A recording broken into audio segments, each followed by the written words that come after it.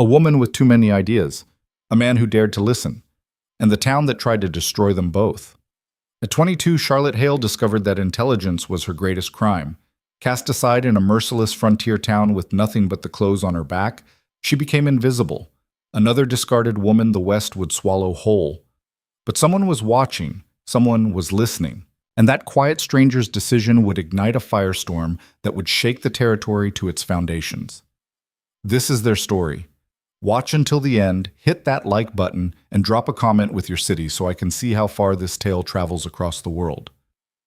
The coins hit the floor with a sound Charlotte would never forget. Sharp, final, dismissive.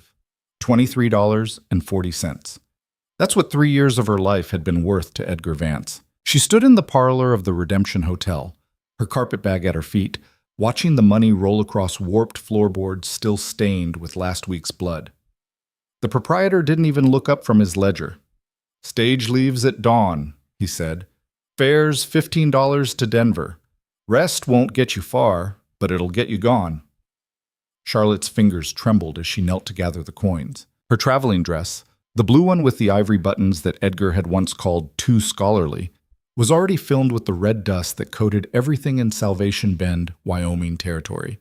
The dust that got in your throat, your eyes, your very soul, until you couldn't remember what clean air tasted like. 3 years. 3 years as Edgar Vance's project, his reformation case, his proof that even a woman with dangerous ideas could be made suitable. 3 years of learning to speak less, think quieter, become smaller. And now this. "Keep the change," she heard herself say. The words came out steadier than she felt. "I'll take the ticket." The proprietor's eyes flicked up, assessing. Charlotte knew that look. She'd been seeing it her whole life, the calculation that happened when men tried to figure out exactly what kind of woman stood before them. Too pretty to ignore, too smart to trust, too educated to control. "Suit yourself." He pushed a slip of paper across the desk. "Boarding starts at 5. Don't be late. Driver won't wait." Charlotte picked up her bag and walked toward the stairs, each step measured, controlled.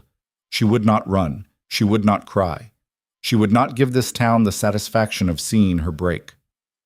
The room Edgar had paid for, his final act of magnanimity, was on the second floor, overlooking the main street. She set her bag on the narrow bed and moved to the window, looking down at Salvation Bend in the harsh afternoon light.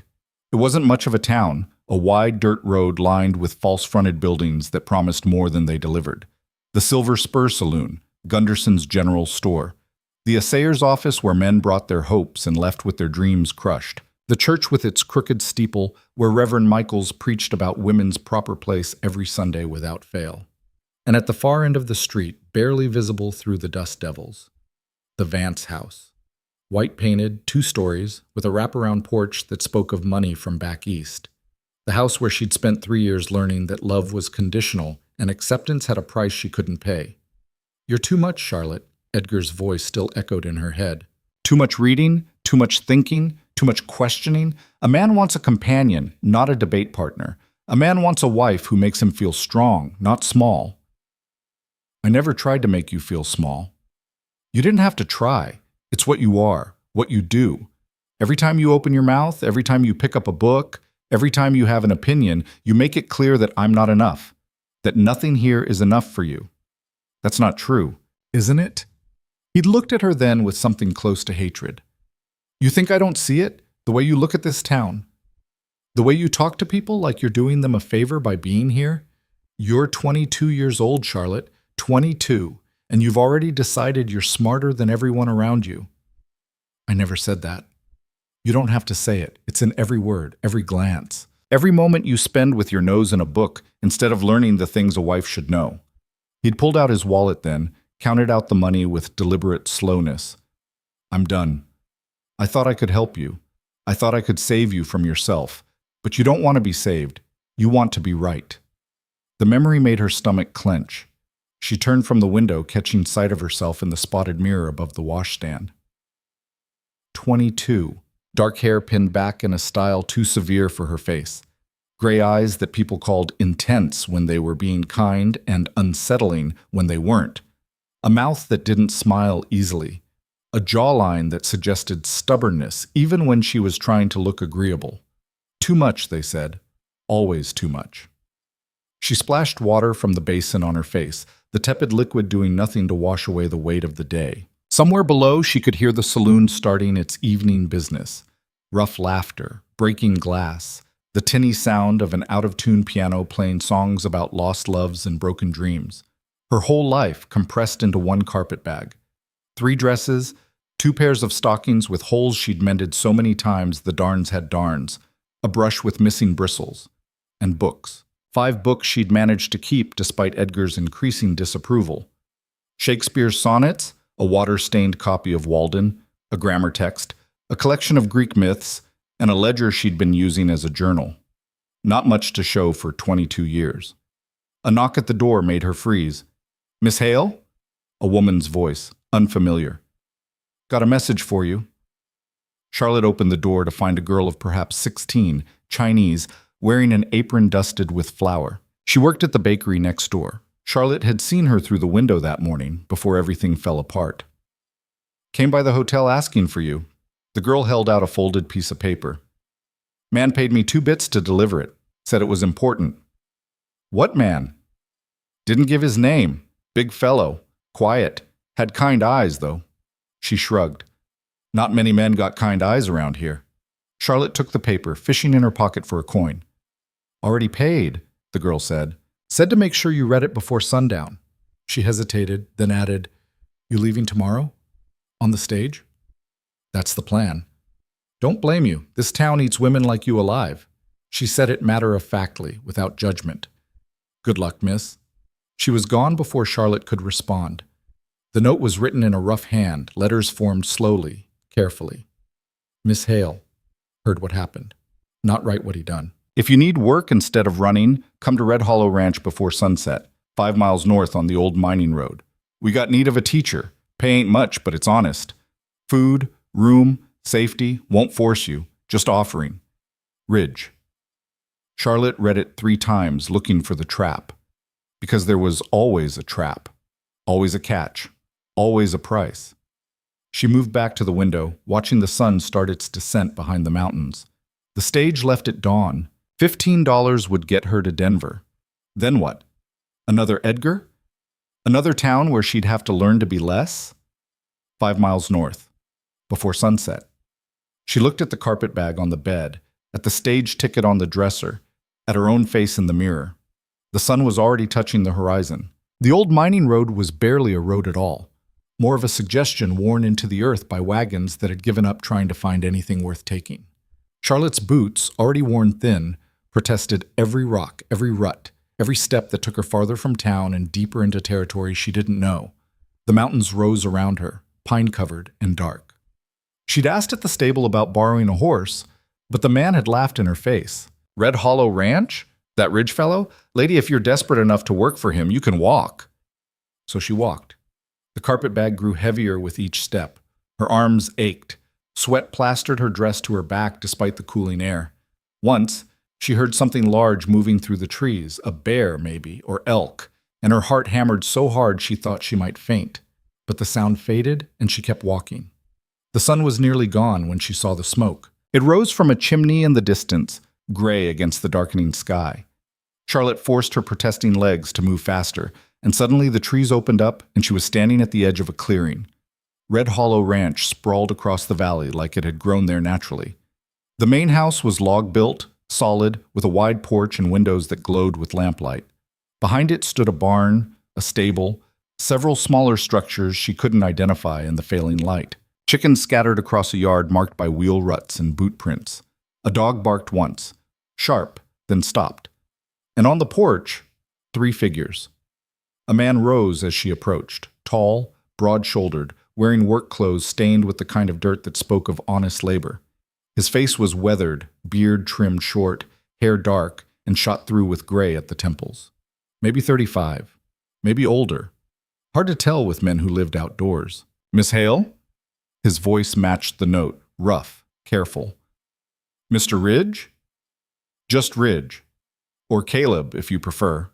He gestured to the others. "This is Naomi Ward. She runs the kitchen, and that's James 3 Hawks. He manages the livestock. Naomi was younger than Charlotte expected, maybe 30, with blonde hair braided down her back and hands that looked like they could break horses or bake bread with equal competence. She nodded, but didn't smile. James Three Hawks was older, native, his face carved with lines that suggested he'd seen things he wouldn't talk about. His dark eyes assessed Charlotte with an intensity that made her want to stand straighter. "You walked?" Naomi's tone suggested this was either very brave or very stupid. "The stable wouldn't lend me a horse." "They wouldn't." Ridge's jaw tightened. "Tom Gunderson likes reminding people who has what in this territory. May I ask?" Charlotte set down her bag, trying not to show how exhausted she was. "How did you know about what happened?" "I was there." Ridge said it simply. "At the hotel. Came in to settle my account, heard Vance throwing coins at you like you were something he bought and returned." His eyes, gray-blue in the lamplight, met hers steadily. "Didn't sit right." Charlotte felt something in her chest constrict. "So you wrote to offer me work?" "We do need a teacher. That part's true." He glanced at Naomi. "She'll tell you straight. We got 12 children here, ranging from 4 to 14. Ranch hands' kids, mostly. Some from families working claims nearby. None of them can read proper. Most can barely write their names. And you want me to teach them?" "Want someone to teach them. You're educated, that's clear enough." He paused. "Question is whether you can handle teaching out here. It's not a finishing school. These are working children. Hard children. They've got chores before dawn and after sunset. You'll have them maybe 4 hours in the middle if we're lucky." "I can handle it." The words came out more forcefully than Charlotte intended. "I'm a quick study. I learn. I adapt." Naomi made a sound that might have been skepticism. "There's one more thing," Ridge said. "The town, Salvation Bend, they don't exactly support education for working folks. Think it gives people ideas above their station. They hear we're running a school out here, we might have problems." "What kind of problems?" "The kind where they stop buying our beef, stop hiring our men for seasonal work, stop pretending we're part of the territory." His voice was even, but Charlotte heard the steel beneath. "I'm willing to take that risk, but you should know what you're walking into." Charlotte looked around the clearing, at the solid house, the well-maintained buildings, the land that spoke of care and investment. Then she looked back at Ridge, at his weathered face and steady eyes. "Mr. Ridge, Caleb, I've spent 3 years learning to make myself small, learning to apologize for knowing things, learning to hide what I think so men wouldn't feel threatened." She picked up her bag. "I'm done shrinking. If you're offering me a chance to teach without apologizing for it, I'll take whatever problems come." Something shifted in Ridge's expression, not quite a smile, but close. "Rooms in the back of the house. Naomi will show you. Meals are communal. Breakfast at 6, supper at 7. School starts Monday, assuming you're still here. I'll be here." "We'll see." Naomi's tone was dry. "Come on then, let's get you settled before full dark." The room was small but clean. A narrow bed, a dresser, a chair by the window that looked out over the valley. Someone had left a pitcher of water and a basin, and a lamp with fresh oil. "Breakfast is loud," Naomi said from the doorway. "Men eat first, then the children, then us. You'll want to get used to early rising." "I'm used to it." "Vance make you rise early?" Charlotte turned, surprised by the direct question. "Yes." "What else did he make you do?" "Is this an interrogation?" "Call it curiosity." Naomi leaned against the doorframe. "Ridge doesn't make a habit of rescuing educated women. Makes me wonder what he saw that moved him." "I don't know. I'm grateful, but I don't know." Naomi studied her for a long moment. "You know how to shoot?"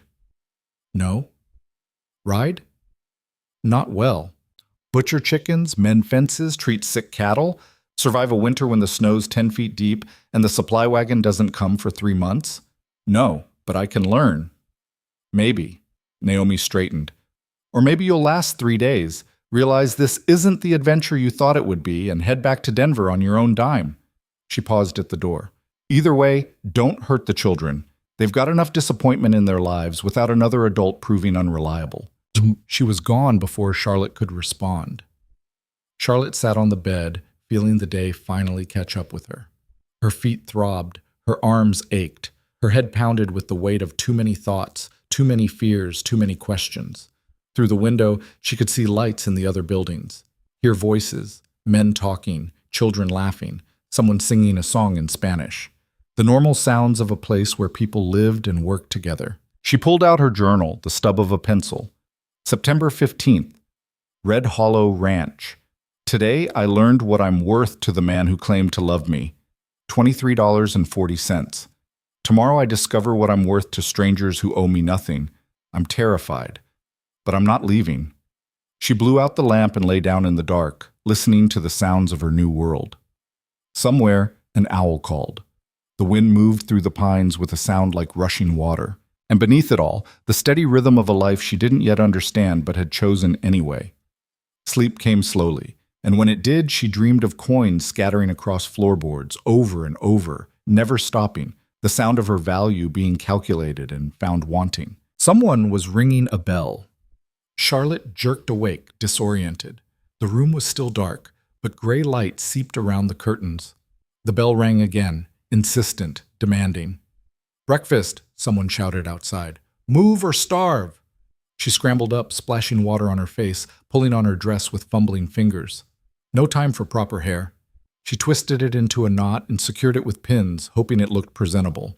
The main house was already alive with movement. Men filed into a large dining room, taking seats at long tables without ceremony. They nodded to her, curious glances but no hostility, then turned their attention to food as Naomi and two other women brought out platters of biscuits, fried potatoes, eggs, bacon, gravy. Charlotte stood in the doorway, unsure where she fit. "Back table," Ridge said, appearing at her elbow. "Teachers eat with the children."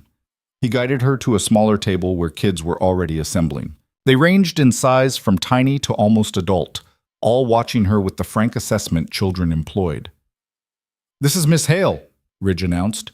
"Your new teacher. You'll treat her respectfully and do what she says. Understood?" A chorus of half-hearted, "Yes, sirs." "Good. Eat. School starts in an hour." He left them alone. Charlotte sat down slowly, very aware of 12 pairs of eyes tracking her every move. "You the one Vance threw away?" The speaker was a boy of maybe 12, red-haired, freckled, with an expression that suggested he enjoyed trouble. "Tommy," a girl beside him hissed, "don't be rude. Ain't rude if it's true. Whole town's talking about it. Vance bought her from back east, spent 3 years trying to make her civilized, gave up and threw her out with pocket change."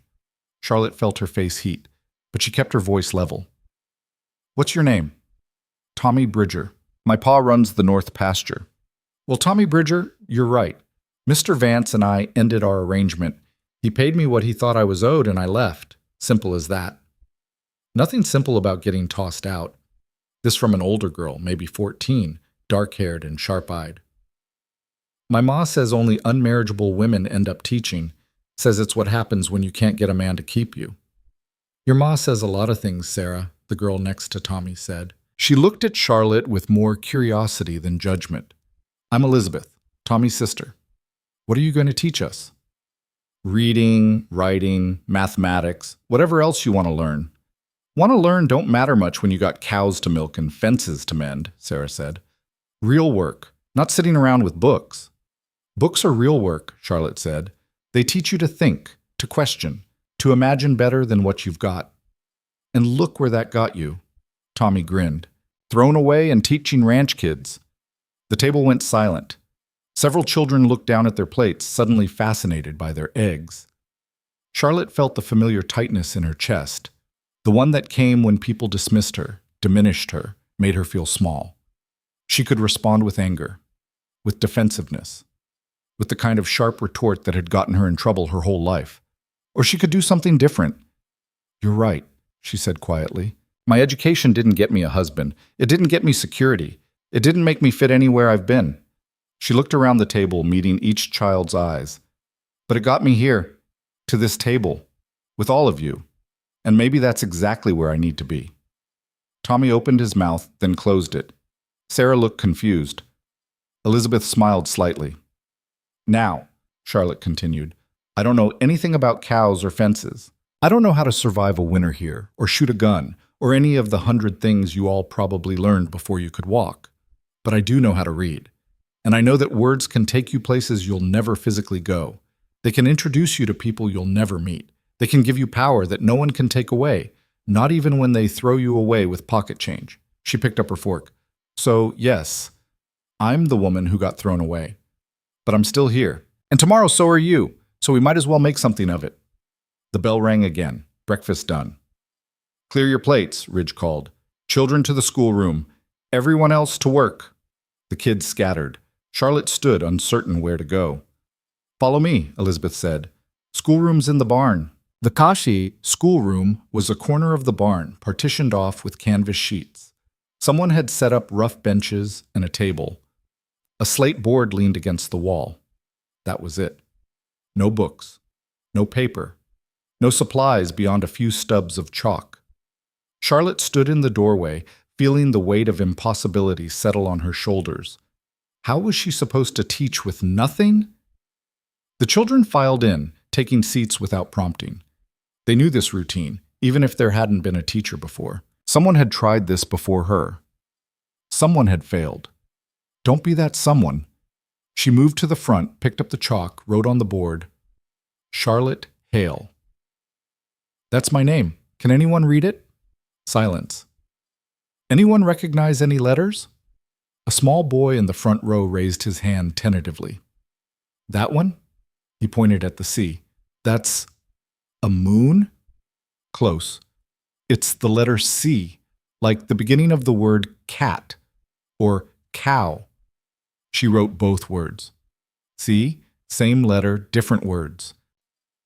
She spent the next hour doing the most basic work, identifying letters, making sounds, showing how letters combined into words. Some of the children followed eagerly. Others stared out the gaps in the canvas at the ranch beyond. Tommy Bridger spent the entire time carving something into the bench with his thumbnail. When the bell rang for midday meal, Charlotte's throat was raw from talking and her hand cramped from writing. Recess, Tommy announced, bolting for the door. The others followed like prisoners released. Only Elizabeth lingered. You did good, she said. Better than the last teacher? She cried on the first day. What happened to her? Got married, moved to Oregon. Elizabeth headed for the door, then paused. Miss Hale? Sarah's ma really does talk like that, about women who can't get husbands. Don't let it bother you. She's bitter about her own life, takes it out on everyone else. Thank you, Elizabeth. Just truth. She smiled. See you after lunch? Charlotte sank onto one of the benches, exhausted. Through the canvas, she could hear the ranch continuing its work, hammering, sawing, animals calling, a whole world that functioned whether she succeeded or failed. How'd it go? Ridge stood in the doorway, holding 2 plates of food. Honestly? Always. They can barely identify letters. They have no supplies. And at least 3 of them think I'm a joke. She took the plate he offered, more biscuits, some kind of stew. But 2 or 3 were genuinely interested. So there's that. Ridge sat down on the bench across from her. The supplies situation. I'm working on it. Ordered books from Denver. Should be here in 2 weeks, weather permitting. In the meantime, you've got chalk and your own knowledge. That'll have to do. You don't have to do this, Charlotte said. Bring me food. Check on me. I'm an employee. You're a person who walked 5 miles yesterday after being thrown away. Figured you might need someone to give a damn whether you eat. He took a bite of stew, chewed thoughtfully. Besides, I'm curious. About what? Whether you'll stay. Whether you'll teach them anything that matters. Whether having an educated woman on the ranch will cause the kind of trouble I think it will. Charlotte set down her fork. Why are you doing this? Really? Ridge was quiet for a long moment. When he spoke, his voice was different, less guarded. Because I was 12 years old when my father told me I was too stupid to learn reading. Said it was a waste of time for boys who were going to work land anyway. Beat it into me, literal and otherwise. He met her eyes. I'm 37 now. Still can't read more than a few words. Still feel that shame every time I have to ask someone to read me a contract or a letter or a damn supply list. Charlotte felt something shift in her chest. These kids? Ridge continued. They're growing up thinking they're not worth educating, that their lives are small and will stay small. I want them to have what I didn't, a choice. Even if they choose the ranch life anyway, at least they'll choose it knowing there were other options. That's Charlotte searched for words. That's a dangerous thing to give children. Hope. I know. Ridge stood, collecting his plate. But it's the only thing worth giving them. He paused at the door. You asked why I'm doing this. Now you know. Question is, why are you? He left before she could answer. Charlotte sat in the empty schoolroom, listening to the ranch breathe around her. Outside, children played some game involving chasing and shrieking. Men called to each other in shorthand developed through years of working together. Someone sang while they worked, voice carrying across the clearing. Why was she doing this? Because Edgar had thrown coins at her like she was returnable merchandise. Because every door back east had closed when she'd refused to pretend ignorance. Because she was 22 and tired and had nowhere else to go. Or maybe, and this felt dangerous to even think, because for the first time in her life, someone had heard her thoughts, her words, her mind, and hadn't asked her to be less. The bell rang. Afternoon session. Charlotte stood, brushed off her skirt, and picked up the chalk.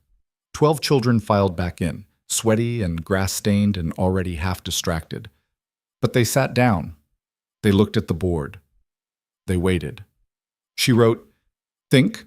This word," she said, "is the most dangerous word you'll ever learn. It's what got me thrown away. It's what people will try to beat out of you your whole lives. And it's the only thing no one can ever take from you unless you let them." Tommy Bridger stopped carving his bench. Sarah looked up from her nails. Even the small boy in front leaned forward. "So that's what we're going to do here," Charlotte said. "I'm going to teach you to think, to question, to read and write and calculate, yes, but more than that. I'm going to teach you that your minds are worth something, that your thoughts matter, that you are not small." "What if we want to be small?" Sarah asked. "What if we like our lives the way they are?" "Then you'll go on living them," Charlotte said, "but you'll do it by choice. Not because someone convinced you there was nothing else." She turned back to the board, wrote the alphabet, began the slow work of building something from nothing.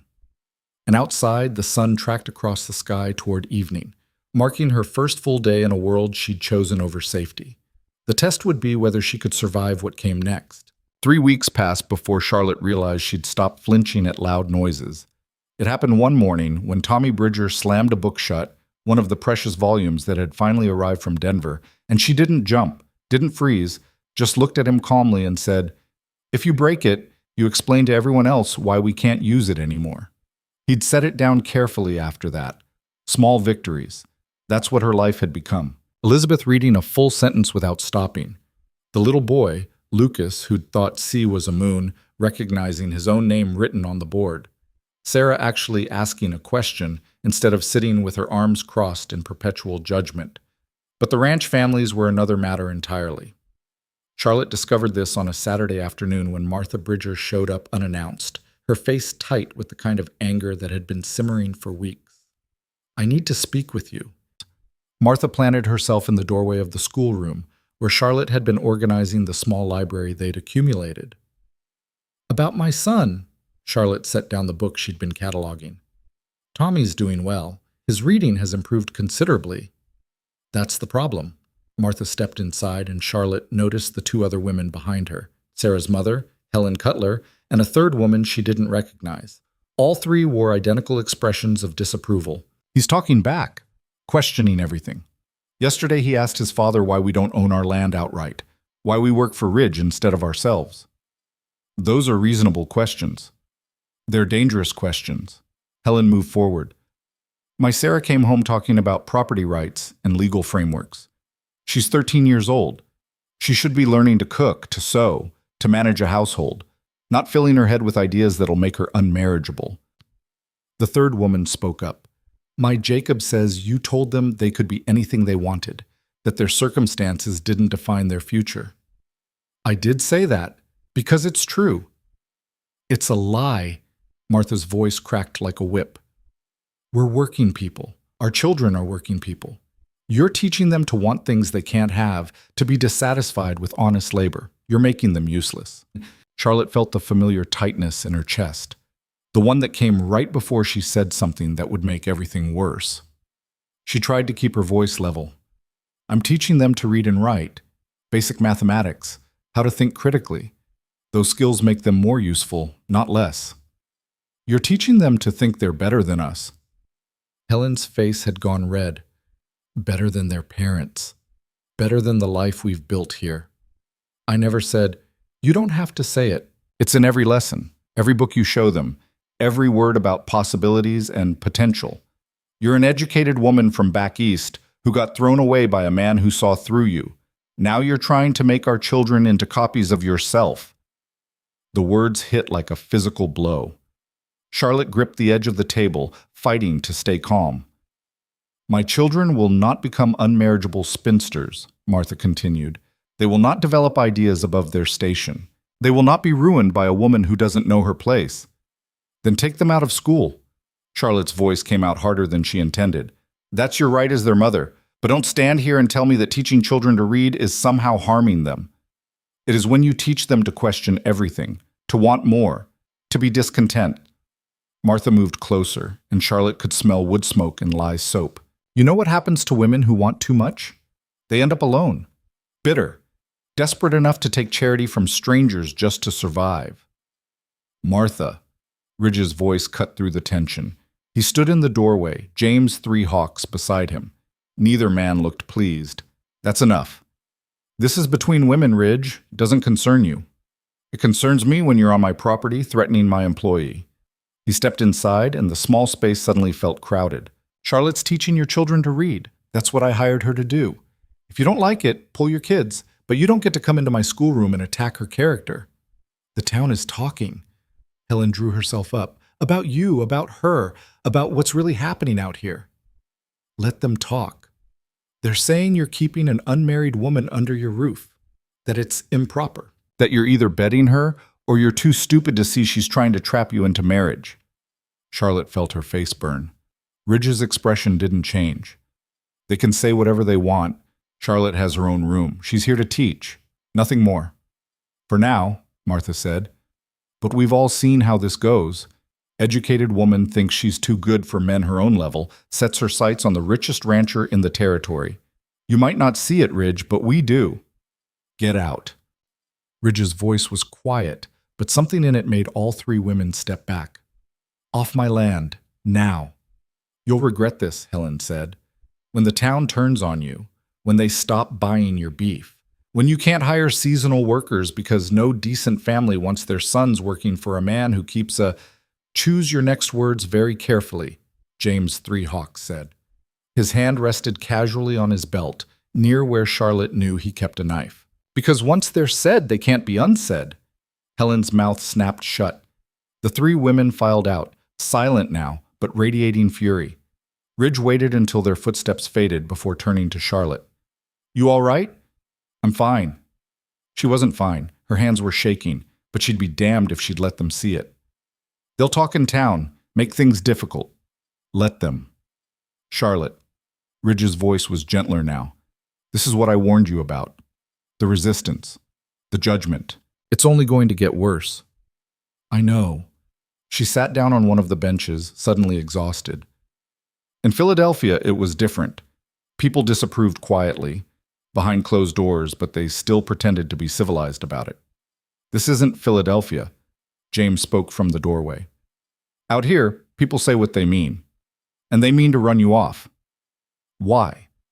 The question burst out of Charlotte before she could stop it. Why does teaching children to read threaten them so much?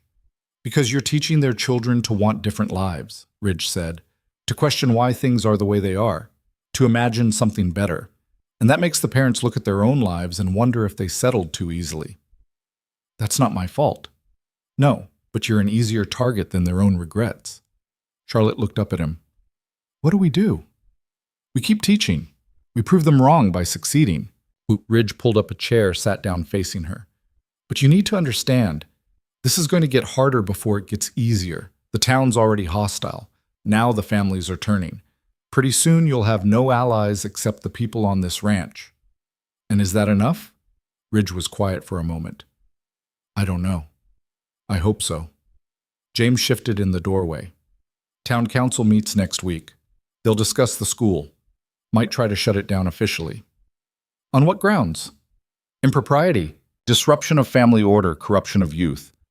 They'll find something. He looked at Charlotte. You should prepare yourself. They'll say things about you, about what happened with Vance, about your character. Let them. Charlotte stood, squaring her shoulders. I've survived worse than small-town gossip.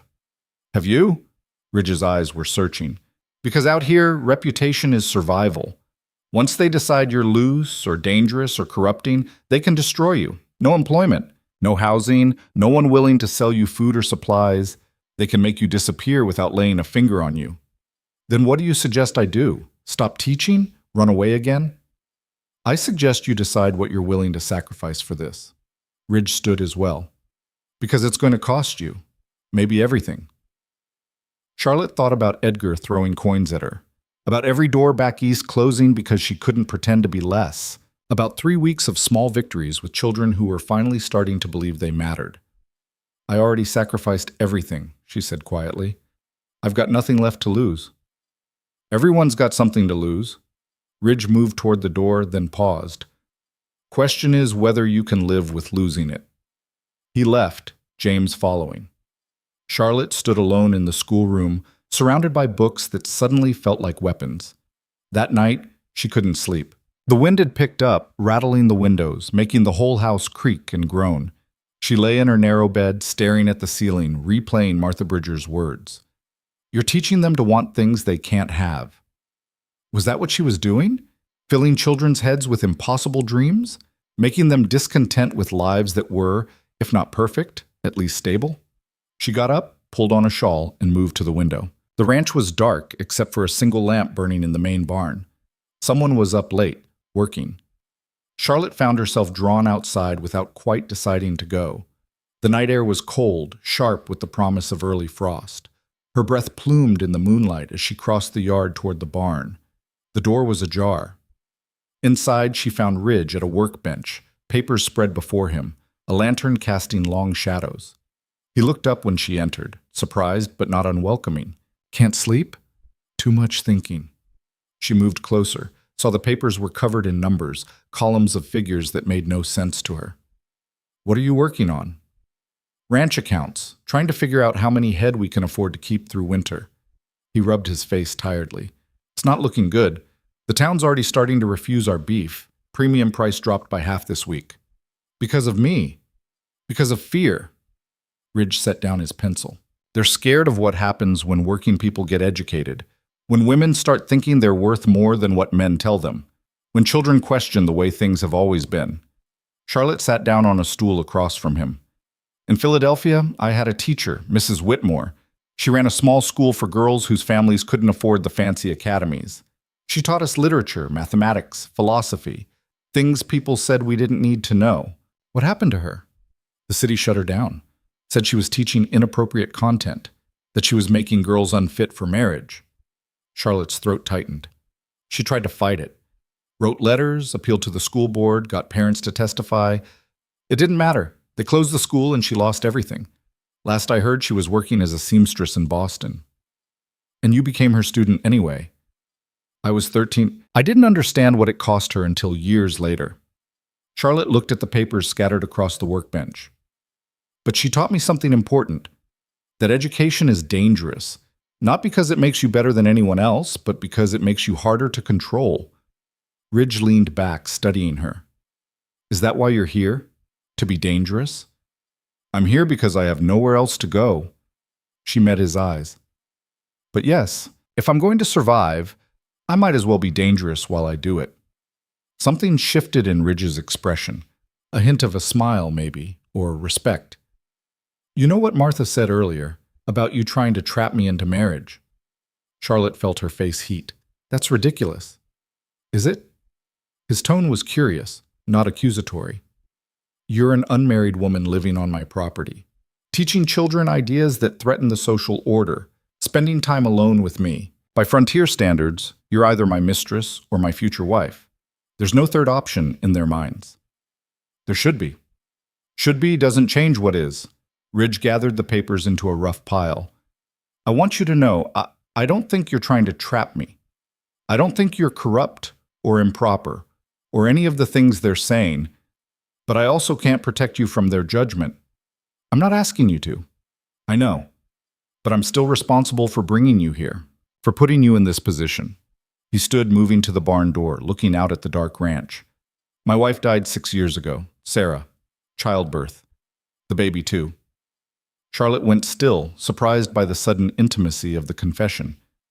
"Town thought I'd remarry within a year. Good rancher, decent man, still young enough. But I didn't." Ridge's voice was distant. Couldn't stomach the idea of going through that again. Loving someone, losing them, being powerless to stop it. "I'm sorry." Point is, people have been waiting for me to marry again. Every unmarried woman within 100 miles has been paraded past me at one point or another. Now you show up, educated and different and living in my house, and they assume it's finally happening. But it's not. "No." He turned to face her. "But they'll keep assuming until they're proven otherwise. And that makes things harder for you, for the school, for everything we're trying to do." Charlotte stood, pulling her shawl tighter against the cold. "What if we let them assume? What if we don't correct them?" Ridge's eyebrows rose. "You suggesting we fake an engagement?" "I'm suggesting we stop caring what they think." She moved toward the door, then paused beside him. "They're going to judge us anyway. They're going to talk. They're going to try to destroy what we're building, so why waste energy defending ourselves?" "Because reputation matters out here." "Does it? Or does survival matter more?" Charlotte looked out at the ranch, the buildings, the land, the life Ridge had built. "You said you wanted to give those children a choice, to show them they could be more than what their parents settled for. Well, that starts with us refusing to settle, refusing to apologize, refusing to be less than we are just because it makes other people comfortable." Ridge was quiet for a long moment. When he spoke, his voice was careful. "You're talking about starting a war. I'm talking about refusing to surrender before the fight even begins. And if we lose, then we lose. But at least we'll have tried."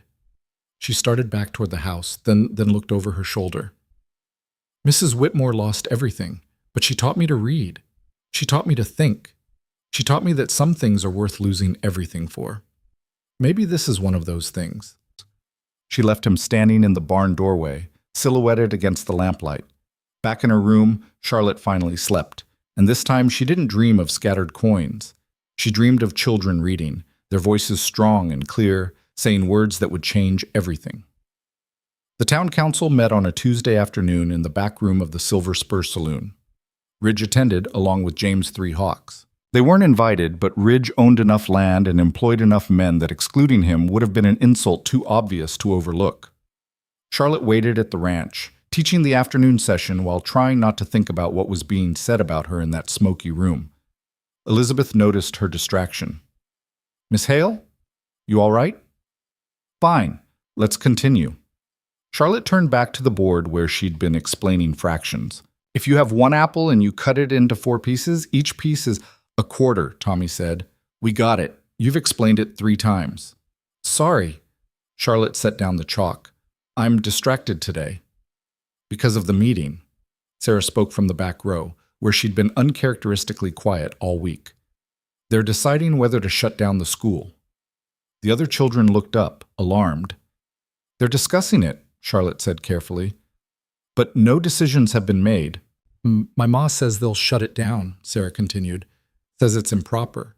Says you're corrupting us." "Do you feel corrupted?" "I don't know what that means." "It means, do you feel like I've taught you anything wrong? Anything harmful?" Sarah was quiet for a moment. "You taught me that I could own property someday. That women can own land if they file the right claims. That's not wrong. But it did make me wonder why my ma doesn't own anything. Why everything belongs to my pa, even though she works just as hard. And asking that question feels like corruption to her," Charlotte said softly. "Because it threatens the way she's chosen to see her life. That's not fair." "No. But it's human." Charlotte sat on the edge of the table, looking at the assembled children. "Your parents are scared, not of books or numbers or reading. They're scared that you'll learn to want different lives than theirs. That you'll judge them for the choices they made, that you'll leave and never come back." "Would that be so bad?" Tommy asked. "Leaving? That depends. Leaving to pursue something you genuinely want? That's brave. Leaving because you think you're too good for where you came from? That's just arrogance." Charlotte chose her words carefully. I'm not teaching you to despise your parents or your lives. I'm teaching you to have choices. What you do with those choices is up to you. Lucas raised his hand tentatively. Miss Hale, if they shut down the school, where will you go? Charlotte looked at the small boy who'd once thought C was a moon and now could write his full name. I don't know, Lucas. You could stay anyway. Teach us in secret. That wouldn't be right. Why not? If what you're teaching us is good, why does it matter if the town approves? Charlotte felt something catch in her chest. Because sometimes survival means compromise. Sometimes you have to bend so you don't break. That's not what you taught us. Elizabeth's voice was quiet but firm. You taught us that some things are worth fighting for, even when everyone tells you to quit. I did say that. So why would you quit? The question hung in the air, unanswerable. Charlotte was saved by the sound of hoofbeats. Through the canvas walls, she could see Ridge and James returning, their horses moving fast. Too fast. Class dismissed early, she said. Go on. The children scattered. Charlotte moved to the barn entrance, watching as Ridge dismounted. His face was grim. What happened? They voted to shut down the school. Ridge handed his reins to one of the hands. Effective immediately. Cited moral corruption, disruption of family order, and improper conduct between you and me. Charlotte felt the world tilt slightly. On what evidence? They don't need evidence. They need consensus, and they have it. He looked exhausted. I tried. Argued that education benefits everyone, that the children were thriving, that you'd done nothing wrong, didn't matter. What about the families here? The ones whose children actually attend? Split vote? Half want to continue, half agree with the town. James spoke as he dismounted. The ones who agree are being pressured, told their husbands won't get seasonal work in town if they keep their kids in school. So it's economic warfare. It's survival. They're choosing their family's immediate needs over their children's future education. Ridge rubbed his face. Can't blame them for that. Charlotte turned away, staring at the mountains rising beyond the ranch. So this was how it ended. Not with a dramatic confrontation, but with a quiet vote in a saloon back room. There's more, Ridge said. They want you gone from the ranch by week's end. Said it's inappropriate for you to continue living here without the teaching position as justification. Where exactly do they expect me to go? Don't know. Don't care, apparently. Ridge's jaw tightened. But I told them you're not leaving. You're employed by me on my land, and the town council has no authority here. That'll make things worse. Things are already worse. He moved closer, his voice dropping. Charlotte, if you stay, you're going to become the target of everything they fear and hate. They'll make your life hell. They'll try to starve us out economically. They'll spread rumors. They'll do everything they can to force your hand. And if I leave, then they win. And every child on this ranch learns that standing up for something means nothing if the crowd is against you. Charlotte thought about Elizabeth's question. Why would you quit? She thought about Mrs. Whitmore's seamstress shop in Boston. She thought about Edgar Vance throwing coins. She thought about Tommy asking why they didn't own their own land, Sarah wondering why her mother owned nothing, Lucas learning to write his name. I'm not leaving, she said. Ridge nodded slowly, as if he'd expected this. Then we fight. How? We keep teaching, not in the barn, too visible. In the house, after dark, quietly. Anyone who wants their children educated can send them. No announcements. No official school. Just learning. That's dangerous. Everything worth doing is dangerous. Ridge smiled slightly. You taught me that. I didn't. You did. By being here. By refusing to apologize. By showing those kids they could want more. He held her gaze. Now it's my turn to refuse to apologize. For hiring you. For keeping you. For believing education matters more than keeping the peace. Charlotte felt something warm unfold in her chest. Gratitude, maybe, or recognition. Someone finally seeing her as an asset rather than a problem. The town will hear about it eventually, James warned. Secret schools don't stay secret. Let them hear. Ridge's voice was steel. Let them come. This is my land, my ranch, my choice. That night, Charlotte sat in her room, writing in her journal by lamplight. October 9th, Red Hollow Ranch. Today they tried to silence me, to send me away, to prove that a woman who thinks too much has no place in this territory. Today I discovered I'm not the only one willing to fight back. Mrs. Whitmore lost everything fighting for the right to teach. I used to think that was tragedy. Now I think maybe it was victory, not because she won, but because she refused to surrender. Tomorrow we start again, quietly, dangerously, defiantly. I'm terrified, but I'm not leaving. She blew out the lamp and lay in the dark, listening to the ranch settle into sleep. Somewhere, a coyote called. The wind answered, and beneath her window she heard voices, Ridge and James, talking in low tones about supplies and strategy and how to protect something worth protecting. Charlotte closed her eyes, and for the first time since Edgar had thrown those coins, she felt something other than fear or anger or exhaustion. She felt purpose, and that, she was beginning to realize, was worth fighting for. The secret school lasted exactly 11 days before Edgar Vance rode onto the ranch. Charlotte saw him from the kitchen window where she'd been helping Naomi prepare the evening meal.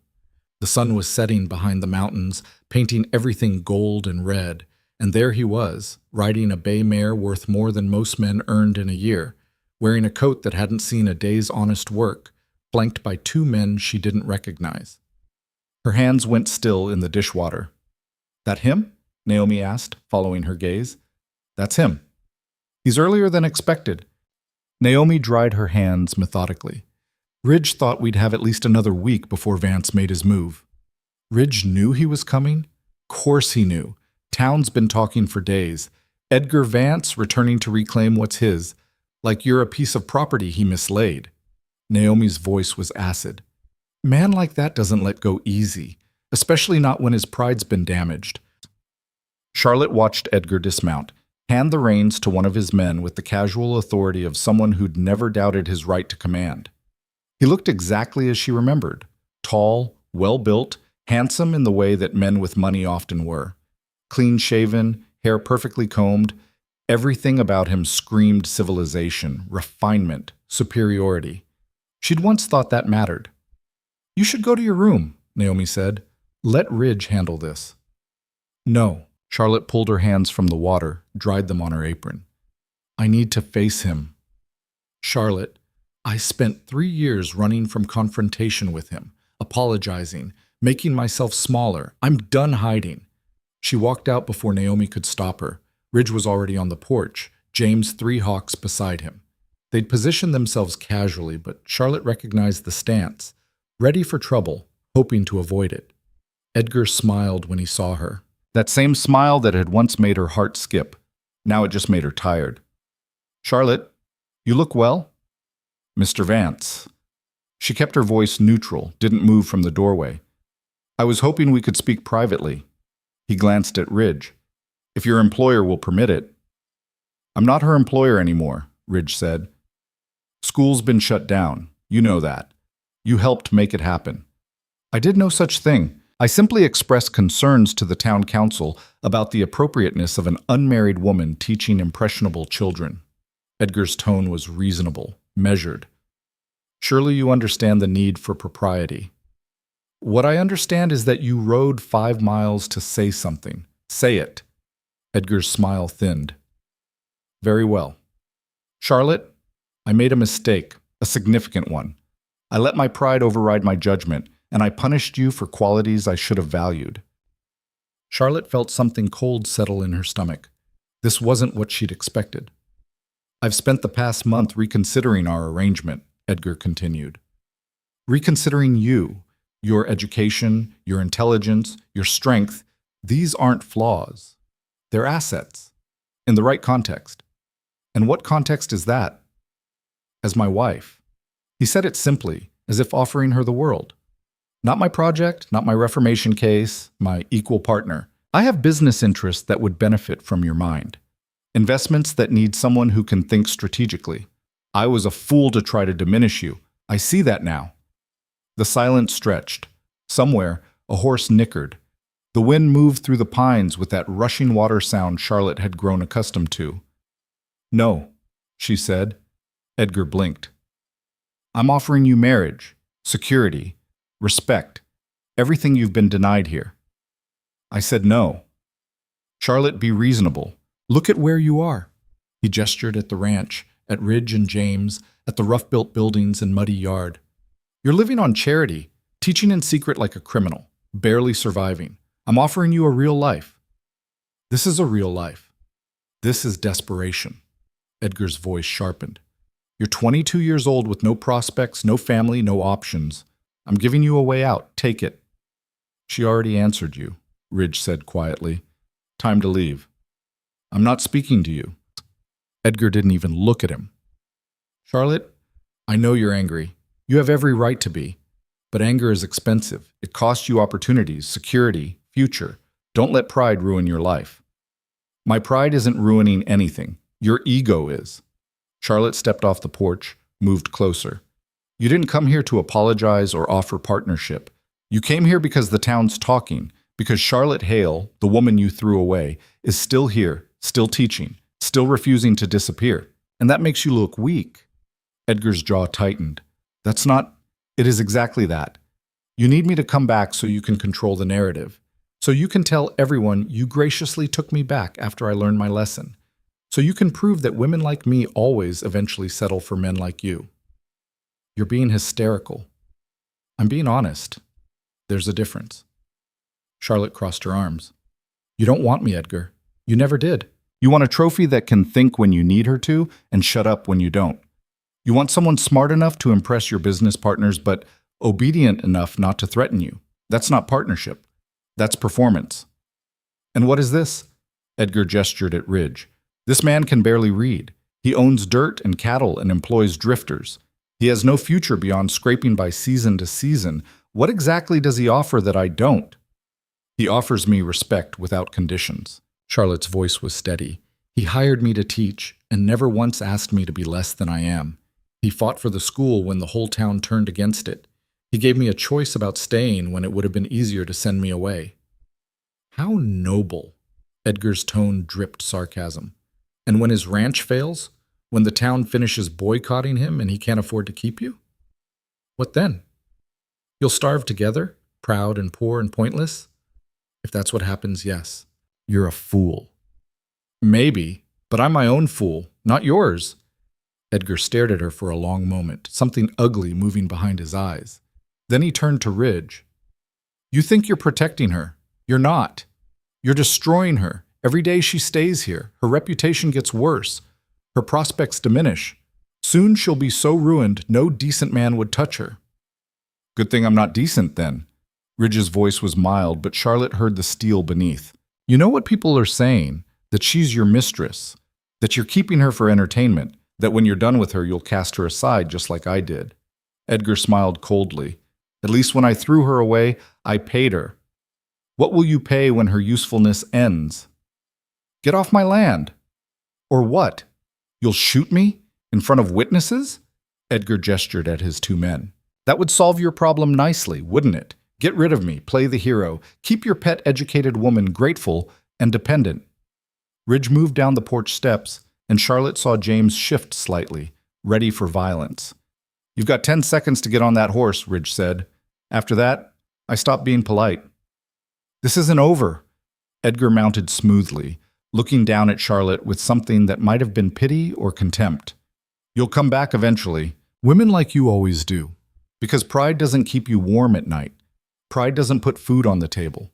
Pride doesn't erase the stain of being a fallen woman living with a man who isn't her husband. He wheeled his horse around, his men following. They rode out at a trot, dust rising behind them in the dying light. Charlotte stood frozen, feeling the weight of everything Edgar had said settle on her shoulders. The stain of being a fallen woman, the inevitable failure, the ruin of her reputation, all of it true, all of it undeniable, all of it crushing. Don't. Ridge's voice cut through her spiraling thoughts. Don't let him get in your head. He's not wrong, though, about my reputation, about what people are saying. He's not right either. Your reputation is built on lies told by scared people. That's not real. Ridge moved closer, and Charlotte was suddenly very aware of how close they were standing. You know what's real? Those kids reading. That's real. You refusing to apologize for being smart. That's real. Everything else is just noise. Expensive noise. Charlotte's voice cracked slightly. You heard him. The boycott's working. The ranch is failing. I'm the reason. The ranch was struggling before you got here. Cattle prices are down. Competition from the big operators back east. Weather's been bad 3 years running. Ridge's voice was matter of fact. You didn't cause any of that. You just gave them a convenient target. James Three Hawks spoke from the porch. He'll be back. With more men next time. He won't let this go. I know. If she stays, it gets worse. Town will turn harder. They might try cutting off your supply lines. Might even come after the cattle directly. I know that too. Charlotte looked between them. I should leave. Go to Denver. Find work somewhere no one knows my name. You should do what you want, Ridge said. Not what's easiest or safest or most convenient for everyone else. What do you want? It was the first time anyone had asked her that. Not what was proper, not what was expected, not what would make others comfortable. What did she want? Charlotte looked back at the ranch house, at the warm light spilling from the windows. Inside, she could hear children's voices. The evening session starting, 7 kids who'd snuck away from their families to learn in secret. Elizabeth's laugh. Tommy arguing about something, Lucas asking patient questions. I want to teach, she said. I want those children to have choices. I want to stop running. Then stay. Even if it destroys you. Ridge was quiet for a moment. You think you're the first person to cost me something? My wife died. That destroyed me. Took years to rebuild. If I can survive that, I can survive the town being angry. That's not the same. No, but it taught me something important, that things worth having are worth suffering for. And right now, those kids learning to read? That's worth it. He held her gaze. You being here, refusing to be less than you are? That's worth it too. Charlotte felt something shift in her chest, a crack in the armor she'd been wearing since Edgar threw those coins. Why do you care so much? About me? About this? Ridge looked away, up at the darkening sky. Because I spent 25 years believing I was too stupid to learn, believing that education was for other people, better people. And then you showed up and started teaching kids exactly like I was. And they learned. They got better. They started questioning and thinking and wanting more. He looked back at her. If they can do it, maybe I could have done it. Maybe I'm not as stupid as my father said. You're not stupid. I can barely write my own name. That doesn't make you stupid. That makes you uneducated. There's a difference. Is there? Ridge's voice was raw. Because every time I have to ask James to read me a contract or Naomi to write a letter, I feel exactly as stupid as I did when I was 12. Charlotte understood then. The school wasn't just about the children. It was about Ridge confronting his own shame, his own lost opportunities, his own father's voice saying he was worthless. I could teach you, she said quietly. After the children's sessions. It's not too late. Ridge looked startled. I'm 37 years old. So? So I'm set in my ways. My brain doesn't work like it used to. Your brain works fine. You run a ranch. You manage accounts. You make strategic decisions every day. You can learn to read. Charlotte moved closer. Unless you're scared. Of course I'm scared. What if I can't? What if I try and fail and prove my father right? Then you try and fail and you're no worse off than you are now. But if you succeed, Charlotte let the possibility hang between them. If you succeed, you get to rewrite every story anyone ever told about who you are and what you're capable of. Ridge was silent for a long time. Behind them, James had disappeared into the house, giving them privacy. All right, Ridge finally said. Teach me. Now? Why not? Everyone else is learning. Might as well join them. Charlotte felt a smile tug at her lips, the first real smile since Edgar had ridden up. All right, come on. They went inside together, into the warm house filled with children bent over slates, practicing letters by lamplight. Elizabeth looked up, surprised to see Ridge. Mr. Ridge? You joining us? Apparently. He looked uncomfortable, out of place among the children. Sit here.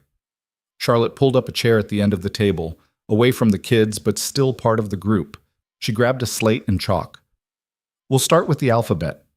I know the alphabet. Saying it and writing it are different things. Write it for me. Ridge picked up the chalk with work-roughened hands that looked wrong holding such a small, delicate thing. He started writing, slowly, carefully. The letters were crude but recognizable. A through Z, with only a few mistakes. Not bad. Charlotte pointed at the M. This one's backwards, and you've got your G upside down, but the rest are solid. Really? Really. Now let's work on words. They worked for an hour while the children did their own lessons. Charlotte would write a word, cat, dog, tree, house, and Ridge would copy it, sounding out the letters, making the connections. His frustration was visible. He'd grip the chalk too hard, snap it, curse under his breath. But he kept going. Tommy Bridger watched them with fascination. "Mr. Ridge, you really can't read. Not much. But you're smart. You run the whole ranch." Smart and educated aren't the same thing. I'm learning that. Ridge glanced at Charlotte. Better late than never. My pa says men who learn reading after childhood are showing off. Trying to act superior. Your pa's scared, Ridge said bluntly. Scared that if working men learn to read, they'll start questioning why they don't own their own land, why they work for others instead of themselves, why things are the way they are. Tommy frowned. That's what Miss Hale says, that questions are dangerous. They're dangerous. To people who benefit from others not asking them. Ridge set down the chalk. But they're necessary too, otherwise nothing changes. Nothing gets better. Elizabeth spoke up. Mr. Ridge, if you learn to read good, what'll you do? Don't know yet. Maybe read those contracts James has been reading for me. Maybe write my own letters. Maybe just feel less ashamed when I have to ask for help. He looked at Charlotte. Maybe prove that it's never too late to learn something new. The session ended at 9. Children scattered to their various homes and bunkhouses, carrying books hidden under their coats. Charlotte and Ridge remained at the table, surrounded by slates and chalk dust. That was humiliating, Ridge said. That was brave. Same thing sometimes. He rubbed his face. My hands are too big for this. My brain's too slow. I kept mixing up the letters. You also learned 6 new words and wrote a complete sentence. That's progress. Charlotte gathered the slates. Rome wasn't built in a day. Rome also didn't have the town council trying to burn it down. Actually, it did. Several times. Charlotte smiled at his expression. History's full of people trying to destroy things that threaten them. Doesn't mean those things weren't worth building. Ridge stood, stretched. Vance will come back, probably within the week, and next time he won't come alone or unarmed. I know. He'll try to force you to leave. Maybe try to force me to make you leave. Let him try. Ridge looked at her for a long moment. You've changed since you got here. That first day you were so broken. I was going to say scared, but broken works too. He moved toward the door, paused. You're not broken anymore. I'm terrified constantly. Yeah, but you're terrified while doing the thing anyway. That's different from being too scared to try. He left her alone in the makeshift classroom, surrounded by evidence of small rebellions. Children learning despite being told they shouldn't. A grown man facing his shame. A woman refusing to disappear. Charlotte cleaned up slowly, putting away books and slates, banking the fire for the night. Through the window she could see Ridge on the porch, talking with James in low tones. Planning, preparing, expecting the worst. She should be scared. She was scared. But beneath the fear was something else, something that felt almost like belonging. That night she wrote, October 20th, Red Hollow Ranch. Edgar came today, offered me everything I once thought I wanted, marriage, security, status. I said no. Not because I'm brave, because I finally understand the difference between being safe and being free. Ridge is learning to read. Watching him struggle with letters, seeing his frustration and shame and determination, it's like watching myself in a mirror, both of us trying to prove we're not what our past said we were. Edgar will come back. The town will get worse, everything might fall apart.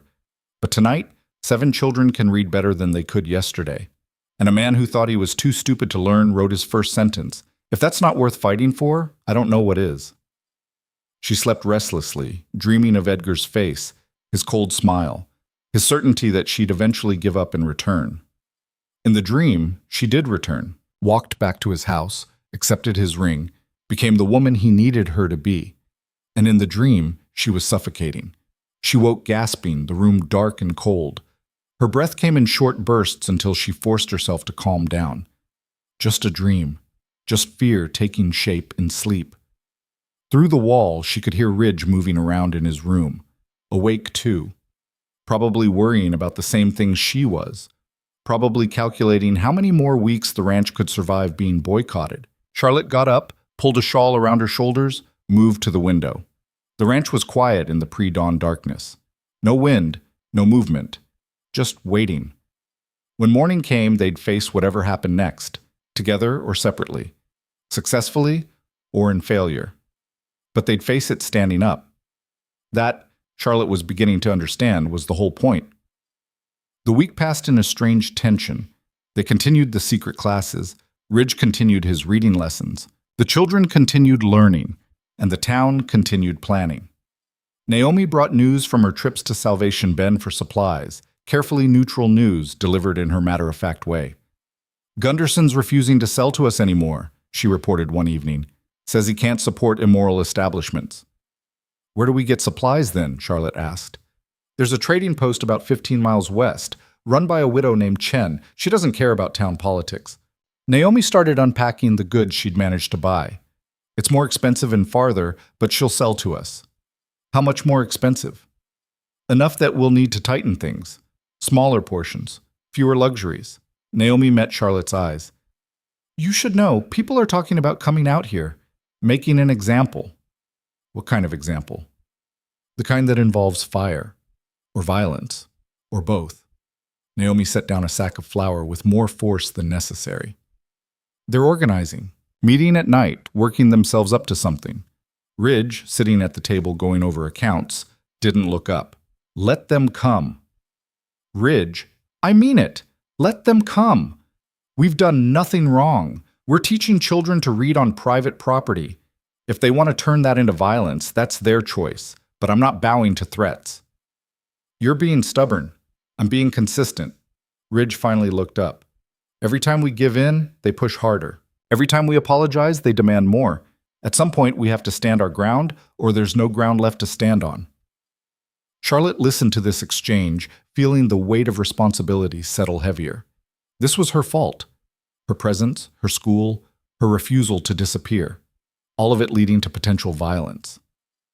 "Maybe I should talk to them," she said. "The town. Explain that I'm not trying to corrupt anyone. That I'm just teaching basics." "Well, they don't want explanations," James Three Hawks said from the doorway. "They want surrender. You leaving would be surrender. They'd take it as proof they were right to force you out." "So what do? We prepare for the worst, hope for the best, and refuse to back down." James moved into the room. "I've been through this before. Different territory, different issue, same dynamic. Angry people looking for someone to blame. If you run, they'll just find another target. If you stay and stand firm, sometimes they back down. And sometimes they burn everything. Sometimes, but running guarantees you lose. Standing firm at least gives you a chance to win." Charlotte wanted to argue, to find the logical flaw in this reasoning, but she couldn't because everything they were saying was true. Running hadn't worked in Philadelphia.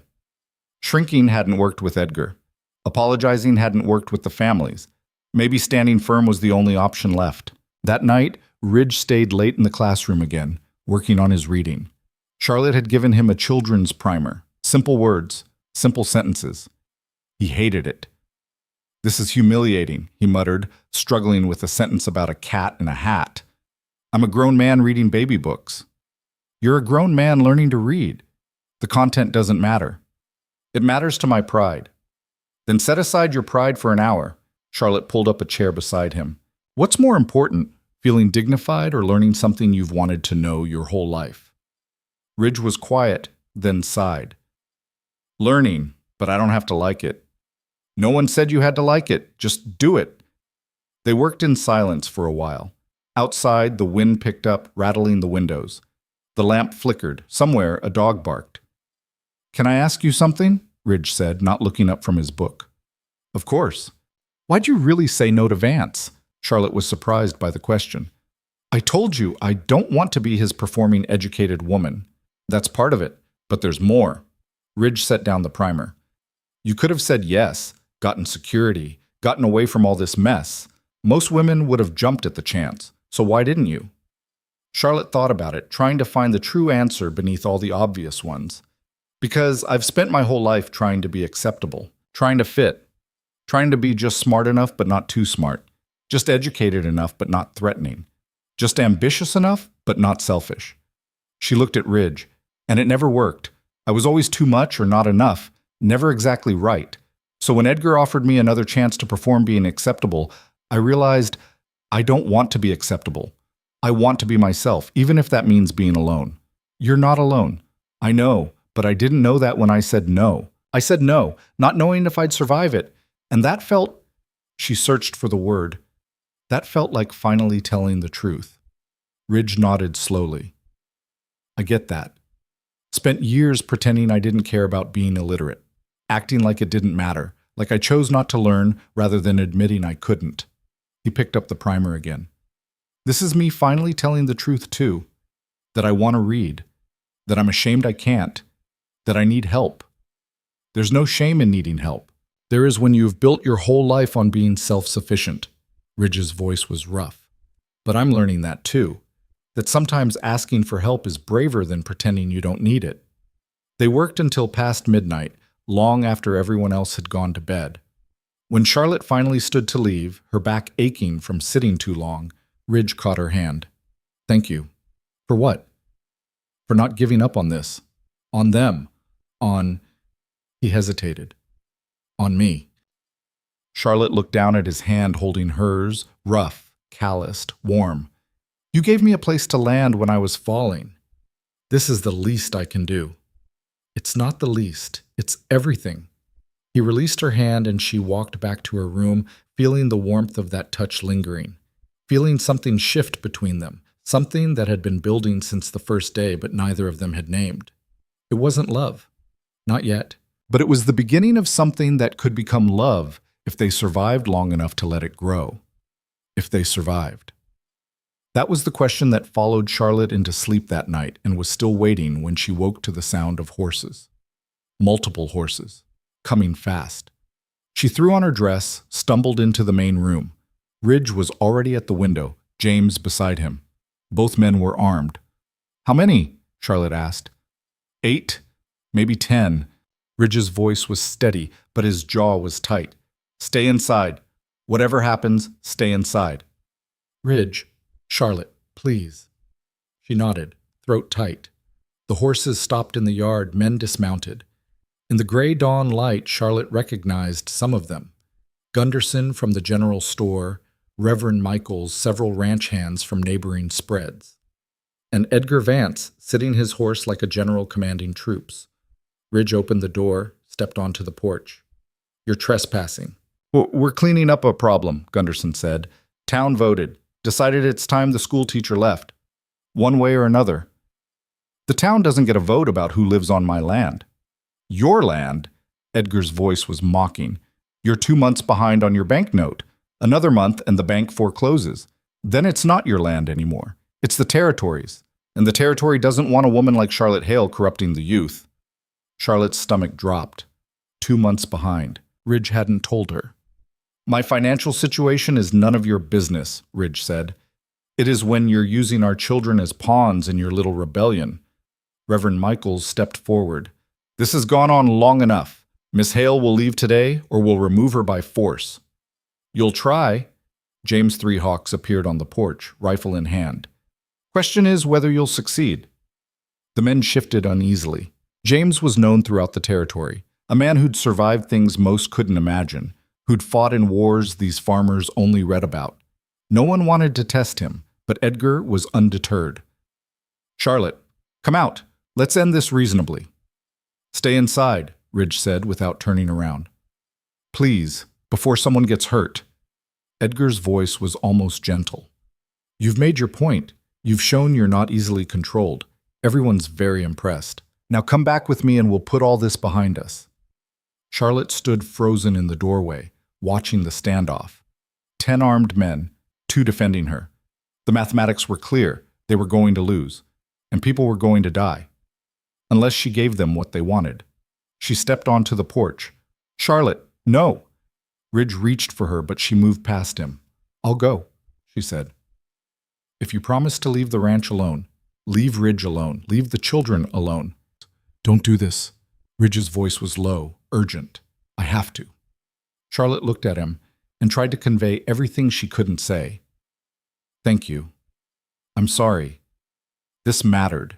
You matter. I won't let people die because of me." "Smart woman," Edgar said, dismounting. He walked toward the porch, hand extended like he was helping her down from a carriage. "Come on, let's go home." Charlotte took one step forward, and then Tommy Bridger's voice rang out across the yard. "No!" Tommy Bridger stood at the edge of the yard, his sister Elizabeth beside him, and behind them, impossibly, miraculously, every single child from the secret school. 12 kids ranging from 4 to 14, standing in a ragged line like soldiers who'd never been trained but showed up anyway.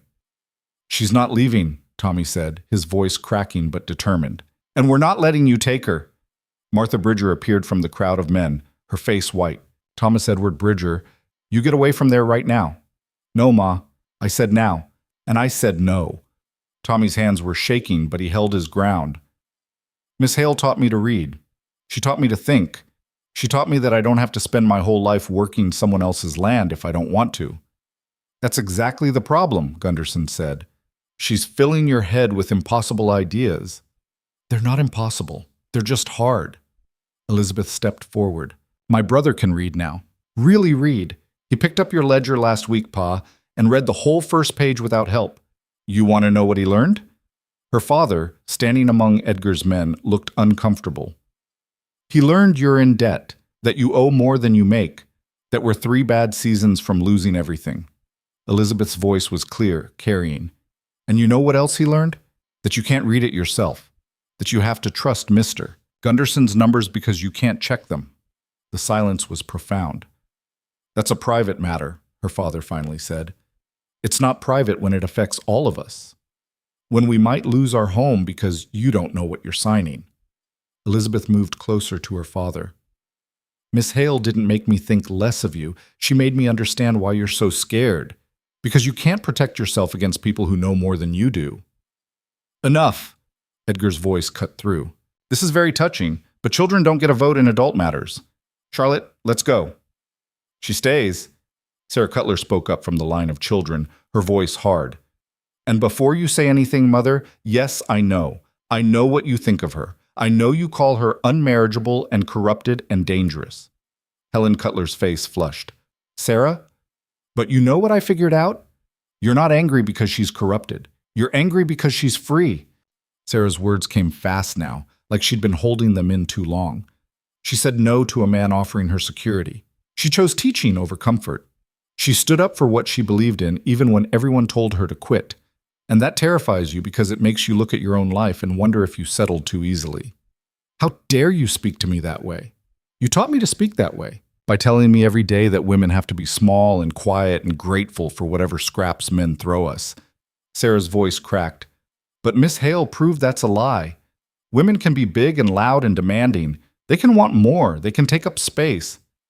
"And look where it got her," Helen shot back. "Thrown away by one man, living on charity from another, teaching in secret like a criminal. Is that what you want? To end up alone and desperate?" "I'd rather be alone and free than married and suffocating." The words hung in the air like a gunshot. Helen looked stricken. Sarah looked terrified by her own boldness, but she didn't take it back. Lucas, the smallest boy, stepped forward. His voice was tiny but clear. "Miss Hale taught me my letters. I can write my name now, my whole name, not just a X." He looked at the assembled men. "My pa can't write his name. He signs with a X. I don't want to do that forever." "Your pa's worked hard his whole life," Reverend Michaels said. "An honest mark is nothing to be ashamed of." "Maybe not, but knowing how to write your name is something to be proud of." Lucas's chin jutted out. "And if you take Miss Hale away, I'll forget. I'll go back to being the boy who couldn't write. Is that what you want?" "We want order," Gunderson said, his voice less certain now. "We want children who respect their parents, their place, their community." "We do respect our parents." Tommy again louder. But respect doesn't mean blind obedience. Miss Hale taught us that too. That questioning things isn't disrespect, it's caring enough to want things to be better. Edgar looked at Charlotte with something like grudging admiration. You've trained them well. Little soldiers for your cause. I didn't train anyone. Charlotte's voice was shaking. I just taught them to read and think. What they're doing right now, that's their choice. Then they're choosing to interfere in matters they don't understand. Edgar turned to the children. Your teacher is coming with me, either willingly or by force. You can't stop that. You're children. Maybe. Elizabeth moved to stand directly in front of Charlotte. But there are 12 of us and one of her. If you want to take her, you'll have to go through all of us. Don't be ridiculous. I'm not. Elizabeth's jaw was set. You want her? Prove you're willing to hurt children to get her. The men shifted uncomfortably. This wasn't what they'd signed up for. Intimidating a woman was one thing. Confronting children willing to stand between them and their goal was something else entirely. This is absurd, Reverend Michaels said, but his voice lacked conviction. We're not here to harm children. Then leave. Tommy's voice was steady now. Leave Miss Hale alone. Leave the school alone. Go back to town and let us learn. The school is illegal. Show me the law that says teaching reading is illegal. Ridge spoke from the porch, his voice cutting. Show me the statute that says children can't learn on private property with their parents' permission. It's not about law. It's about morality, propriety. No, it's about control. Ridge descended the porch steps. You're scared of what happens when working people get educated. When they start reading contracts and questioning prices and understanding that the system keeping them poor is designed to keep them poor. You're scared they'll stop accepting your authority just because you claim to have it. That's revolutionary talk, Gunderson warned. No, that's honest talk. There's a difference. Ridge moved to stand beside the children. These kids aren't revolutionaries. They're just readers. The fact that you find that threatening says more about you than it does about them. Edgar's expression darkened. You're 2 months behind on your banknote. Keep this up and it'll be 3 months, then 4. Then the bank forecloses and none of this matters because you won't have a ranch to teach on. Maybe, but today I still have a ranch. Today these kids still want to learn. Today Charlotte's still standing. That's enough for now. You're a fool, Ridge. A broke fool defending a woman who'll leave the second something better comes along. Maybe I am a fool, but at least I'm not a coward hiding behind a mob to intimidate 1 woman and 12 children. Edgar's face flushed. For a moment, Charlotte thought he might actually throw a punch, but then Gunderson put a hand on his arm. This isn't working. Town's not going to approve of us fighting children. The town sent us here to solve a problem, and we've tried. But if we push this, we're the villains. Gunderson looked uncomfortable. We need a different approach. Edgar stared at Charlotte for a long moment, his expression unreadable. Then he smiled, cold and calculated. Fine. Let her stay. Let her teach her little rebels. Winter's coming. Let's see how long this noble experiment lasts when the snow's 10 feet deep and supplies run out. When the ranch fails and Ridge can't afford to keep her anymore. When those children realize that reading doesn't keep you warm or fed. He mounted his horse, the other men following suit. This isn't over, Charlotte. It's just delayed. And when you come crawling back, and you will, don't expect the offer to be as generous. They rode out, leaving dust and tension in their wake. The children remained frozen for a moment, as if they couldn't quite believe they'd won. Then Lucas started crying, big, gulping sobs of relief and leftover fear. Tommy put an arm around him, looking pale. You did good, Elizabeth said quietly. All of you. We almost got killed, Sarah said, but she was smiling shakily. My mother's going to murder me when I get home. Probably. Elizabeth laughed, a little hysterically. Mine too. Charlotte stood on the porch, unable to move or speak. These children, these brave, foolish, extraordinary children, had stood between her and a mob, had risked punishment, maybe violence, to defend her right to teach them. Ridge climbed the porch steps, stood beside her. You all right? I don't know. Charlotte's voice came out hoarse. They could have been hurt because of me. They made their choice, just like you made yours. He looked at the assembled children who were now talking over each other, adrenaline making them loud and giggly. Turns out you taught them too well. They learn to stand up for what they believe in. Ah, I never meant. I know, but it happened anyway. That's what education does. It gives people the tools to fight their own battles. Ridge's voice was soft, even when those battles are dangerous. Martha Bridger appeared then, striding across the yard toward her children. Charlotte braced for fury, for accusations, for violence. But Martha stopped in front of Tommy and Elizabeth, looking at them with an expression Charlotte couldn't read. "You stood up to your father," Martha said finally. "Yes, ma'am." "You embarrassed him in front of the whole town." "Yes, ma'am." Martha was quiet for a long moment. Then she pulled both children into a fierce hug. "I'm proud of you." Elizabeth's eyes went wide. "You are?" Terrified, furious, but yes, proud. Martha pulled back, her face wet. "Your father can't read. I can't read. We've spent our whole lives at the mercy of people who can. People who've cheated us, lied to us, taken advantage because we couldn't check the numbers or read the contracts." She looked at Charlotte. "I was angry at you because I thought you were making my children unhappy with honest work. But Tommy's right. He read that ledger. He caught errors we never would have seen. That's worth something." Charlotte found her voice. "Mrs. Bridger, I'm still not sure about you, about this school, about any of it." Martha's voice was firm. "But my children risked themselves to defend you. That means something. So I won't stand in the way anymore. But if you hurt them, if you fill their heads with ideas that get them killed or ruined, I'll—" She stopped, seemed to reconsider. "Just don't hurt them." "I'll try not to." Martha nodded once, then gathered her children and left. Other families did the same, some angry, some thoughtful, some simply confused. Within minutes, the yard was empty except for the ranch residents. Charlotte sat down on the porch steps, suddenly boneless with exhaustion. "That was close," Naomi said from the doorway. "Too close." James Three Hawks lowered his rifle. "They'll be back. Maybe not today or tomorrow, but they'll be back." "Let them come."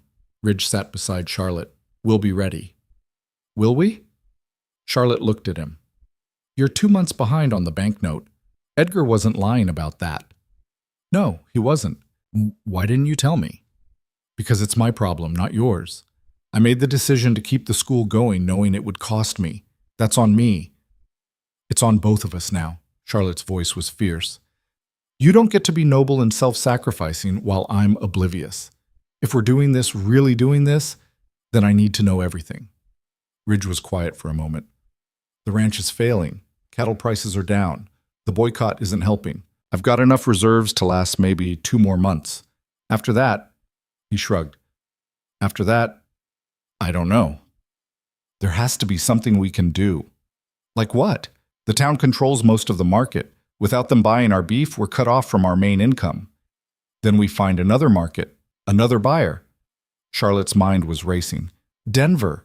You said there are buyers in Denver. Can we sell directly to them?" "It's a long drive, expensive, and I'd need to hire more hands to move the cattle, which costs money I don't have." "What if we didn't drive them? What if we found a buyer willing to come here?" "Why would they do that?" "Because we'd offer them a better price than they're getting elsewhere."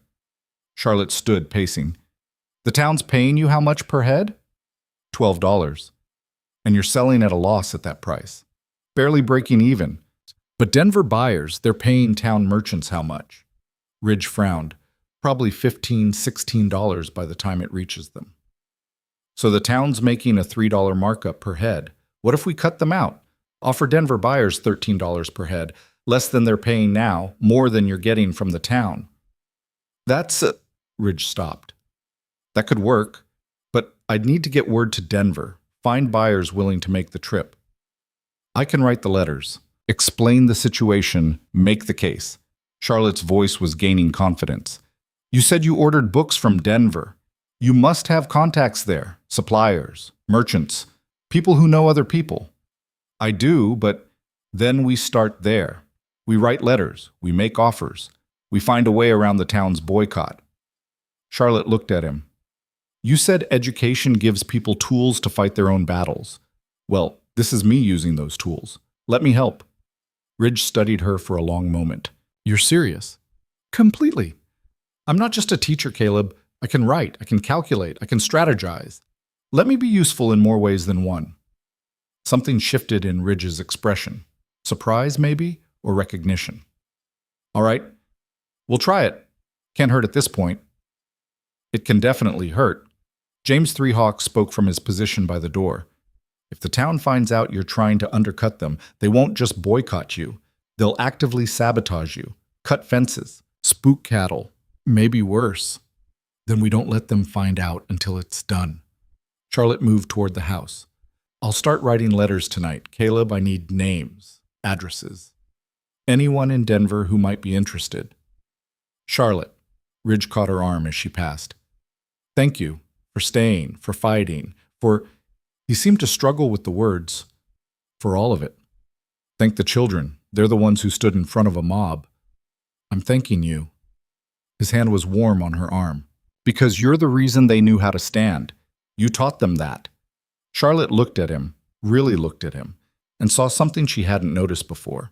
Not just gratitude, not just respect, something deeper, something that made her heart beat faster. We should get started, she said, pulling away gently, before I lose my nerve. She went inside before he could respond, before the moment could become something they weren't ready for. That night, Charlotte wrote 16 letters to merchants, buyers, suppliers, and cattle brokers in Denver. Ridge sat beside her, providing names and details, occasionally offering suggestions. They worked until past midnight, until her hand cramped and her eyes blurred. That's all of them, she finally said, setting down the pen.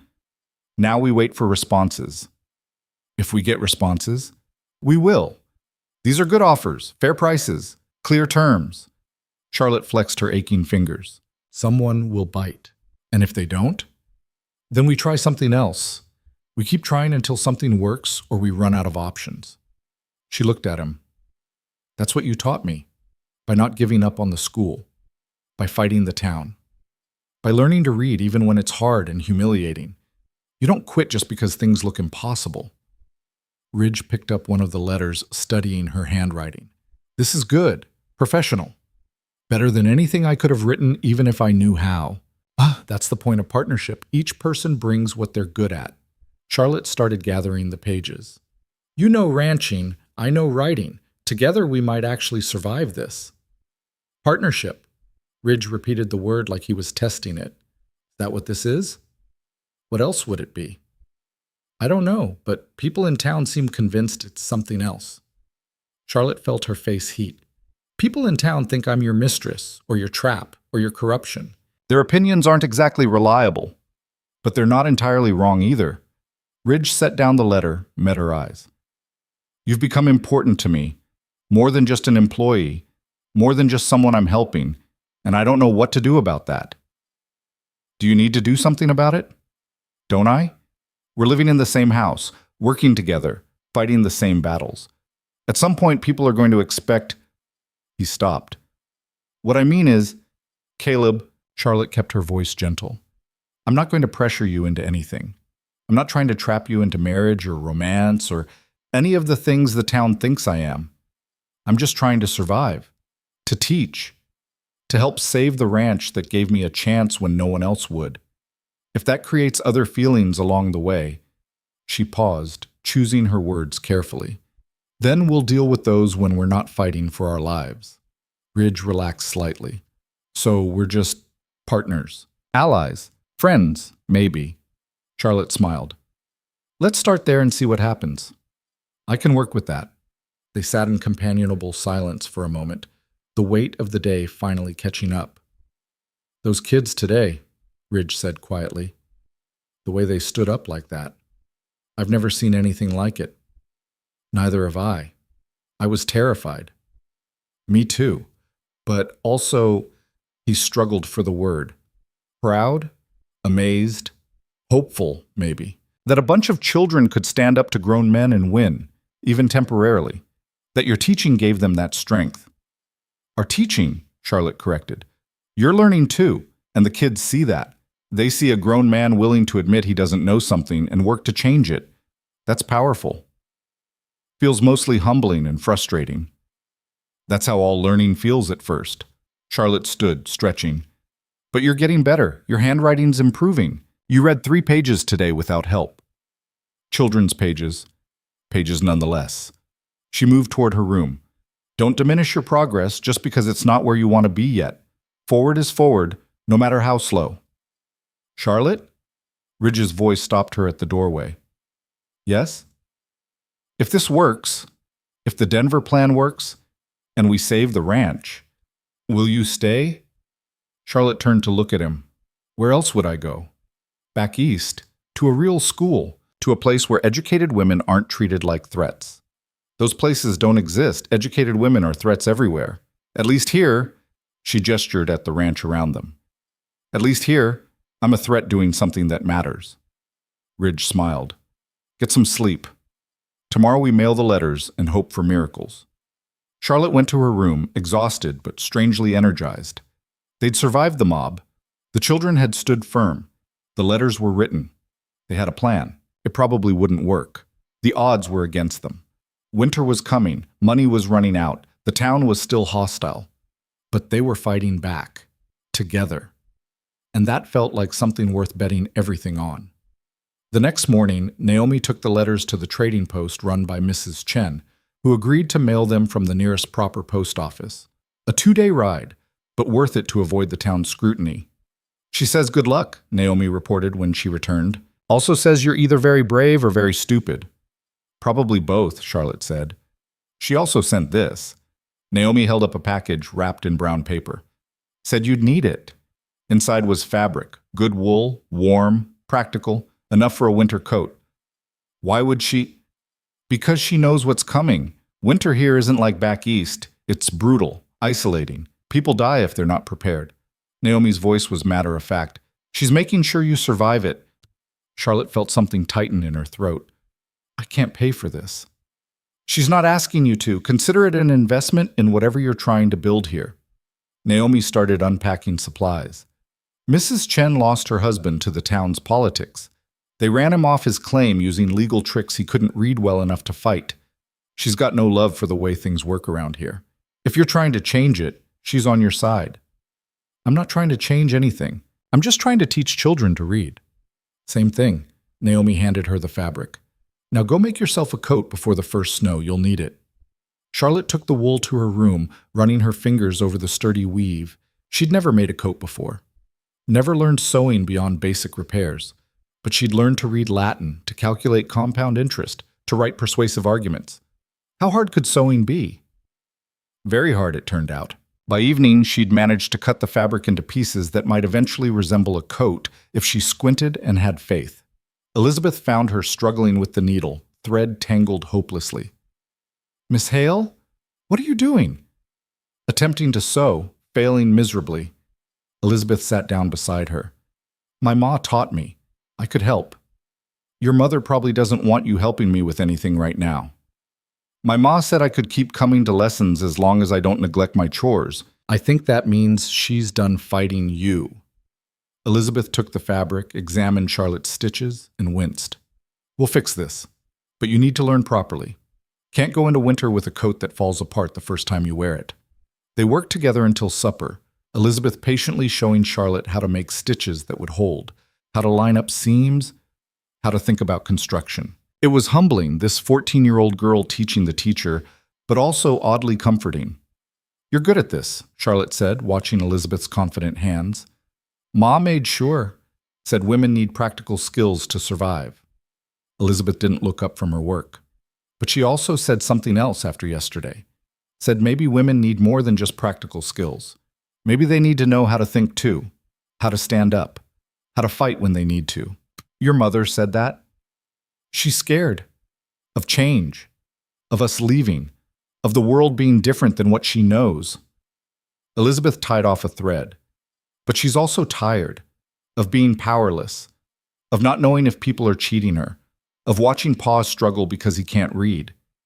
Change is terrifying. Yeah, but so is staying the same when the same isn't working. Elizabeth held up the coat piece. There, that section's done. See? You're learning. They continued in comfortable silence, teacher and student teaching each other, until Naomi called them for supper. That night, the first snow fell. Charlotte woke to silence, that peculiar muffled quiet that meant snow had blanketed everything. She moved to the window and saw the ranch transformed, white and pristine and beautiful, and isolating. The roads would be difficult now.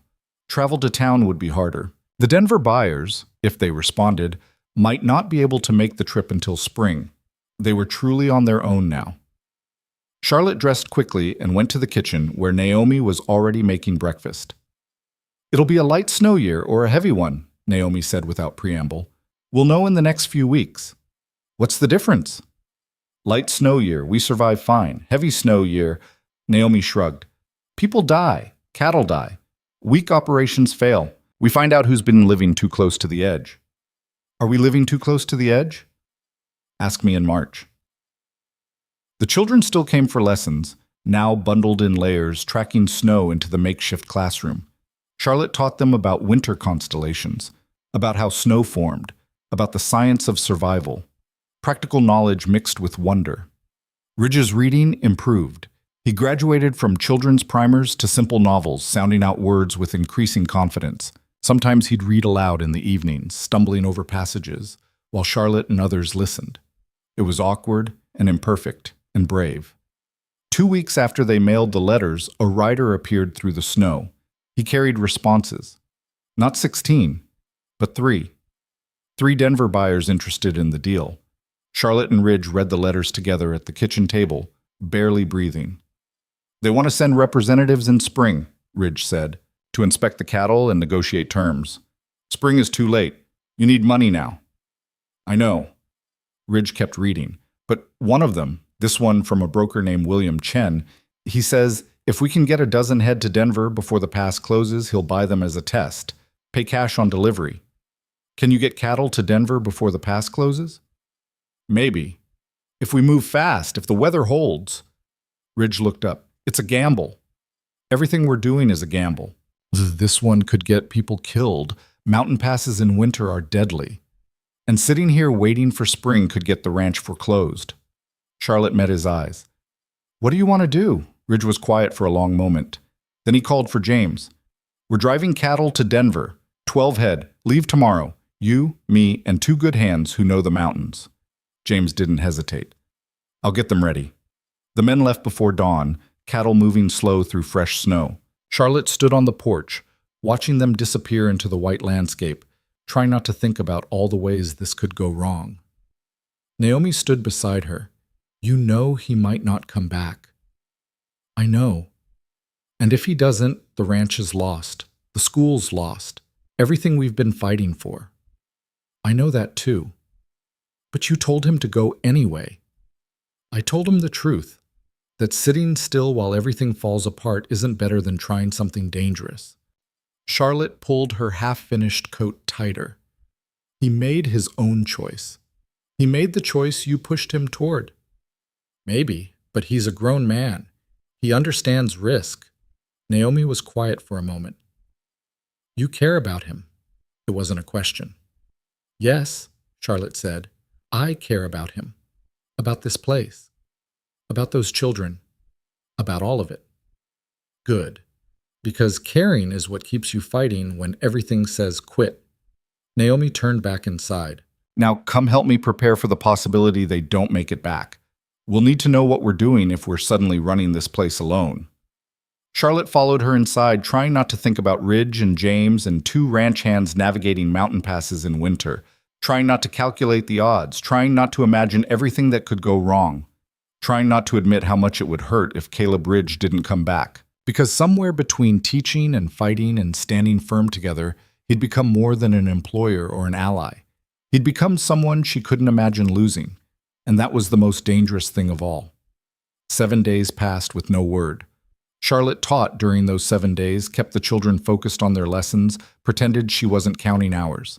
But at night, lying in her narrow bed, she listened to the wind howl through the pines and imagined a dozen ways Ridge and his men could have died in those mountains. Frozen, buried in avalanche, fallen from narrow trails, attacked by wolves or worse. On the 8th morning, Elizabeth arrived for lessons with news from town. "They're saying Mr. Ridge is dead," she said quietly, unwrapping her scarf. "That he took a fool's gamble and the mountains killed him for it. That the ranch will be foreclosed by month's end and you'll have nowhere to go." Charlotte's hand stilled on the book she'd been holding. Who's saying this? Everyone. Mr. Gunderson, the Reverend. My pa heard it at the saloon. Elizabeth's eyes were worried. Is it true? Could he really be? I don't know. Charlotte forced her voice to stay level. But until we have proof, we assume he's alive and completing the drive. And if he's not? Charlotte looked at the girl, 14 years old, already learning that hope was dangerous, and chose honesty over comfort. Then we figure out what comes next. We adapt. We survive. How? I don't know yet, but giving up before we have to seems like a waste of energy.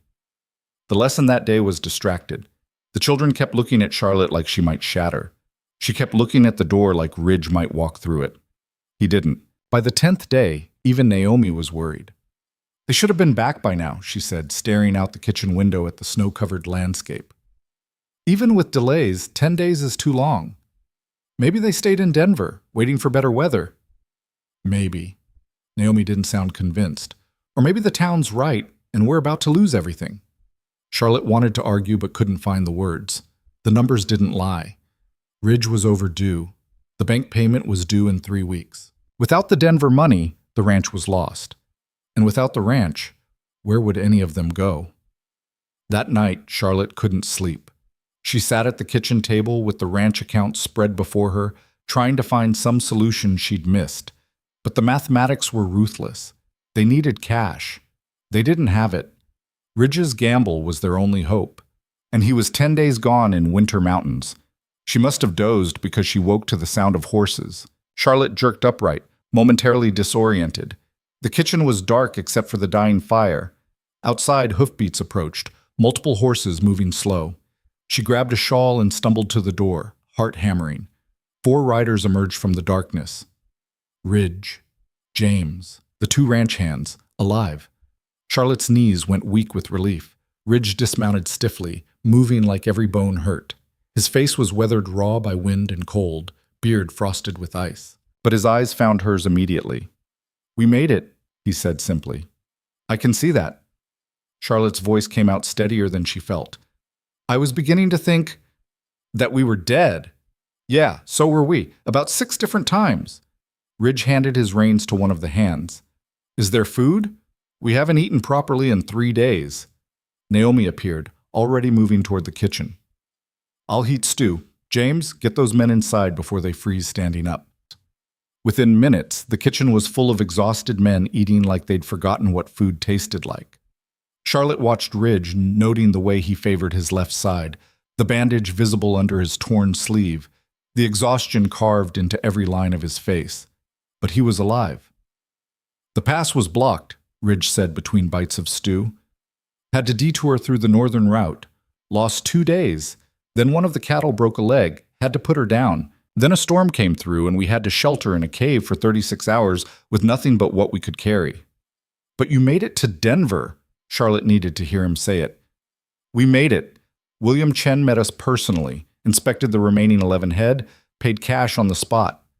Ridge pulled a leather pouch from inside his coat, set it on the table. $343. The kitchen went silent. That's... Charlotte did the math quickly. That's almost $31 per head. You were only expecting 13. Chen said the quality was better than he expected. Said if we can deliver 50 head in spring, he'll pay the same rate. Maybe higher if we can guarantee consistent quality. Ridge's voice was rough with exhaustion. We've got a buyer, Charlotte. A real buyer who doesn't care what the town thinks. Charlotte stared at the money pouch, trying to process what this meant. That's enough to make the bank payment, with money left over. Enough for supplies, too. Enough to survive winter. Ridge met her eyes. Your plan worked. Our plan. Charlotte's throat tightened. I just wrote letters. You're the one who nearly died in the mountains. Well, we both gambled. Difference is, yours was safer. Ridge smiled slightly. Though probably harder. I just had to not fall off a mountain. You had to convince strangers to trust us. James Three Hawks spoke up from his position by the fire. Town's not going to like this. When they find out you bypassed them, found your own buyer, let them not like it. I paid for this ranch. I built it. I nearly died for it. Ridge's voice hardened. They don't get to dictate who I do business with. They'll try, though. Find ways to make it difficult. I know. But difficult isn't impossible. And right now, impossible is what we were facing. Difficult is an improvement. The men finished eating and dispersed to their bunks. Charlotte began clearing dishes, needing something to do with her hands. Ridge stayed at the table, watching her. "You thought I was dead," he said quietly. "The possibility occurred to me." "And?" Charlotte set down the plate she'd been washing. "And I realized that somewhere along the way you've become essential, not just to the ranch or the school, but to—" She stopped, unsure how to finish. "To you?" "Yes." Charlotte turned to face him. "To me. And that's terrifying because I've spent my whole life learning not to need anyone, not to depend on anyone, not to let anyone become so important that losing them would destroy me." Ridge stood slowly, moving to stand near her, not touching, but close enough that Charlotte could feel the warmth radiating from him, despite his cold, ravaged clothes. "I understand that. After Sarah died, I told myself I'd never let anyone get that close again. That loving someone enough to be destroyed by losing them was a weakness I couldn't afford." He paused. "But these past months, watching you fight, teaching alongside you, learning from you, I realized something. Not loving people doesn't protect you from loss. It just means you're alone when everything falls apart. Is that what we're doing? Loving each other?" "I don't know. Maybe." Ridge's voice was careful. "What I know is that I'd rather face whatever comes with you than face it alone. That teaching those kids matters more because you're there. That learning to read feels less humiliating because you're patient. That coming back from Denver, half frozen and exhausted, I kept thinking about you waiting here. And that made the journey bearable." Charlotte felt something crack in her chest, the last of the armor she'd been wearing since Edgar threw those coins. "I'm not easy to love.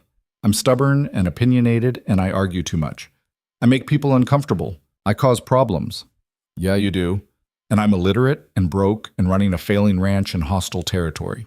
We're both disasters." Ridge smiled. "But maybe disasters work better in pairs. This isn't how love stories are supposed to go. No grand romance, no sweeping declarations.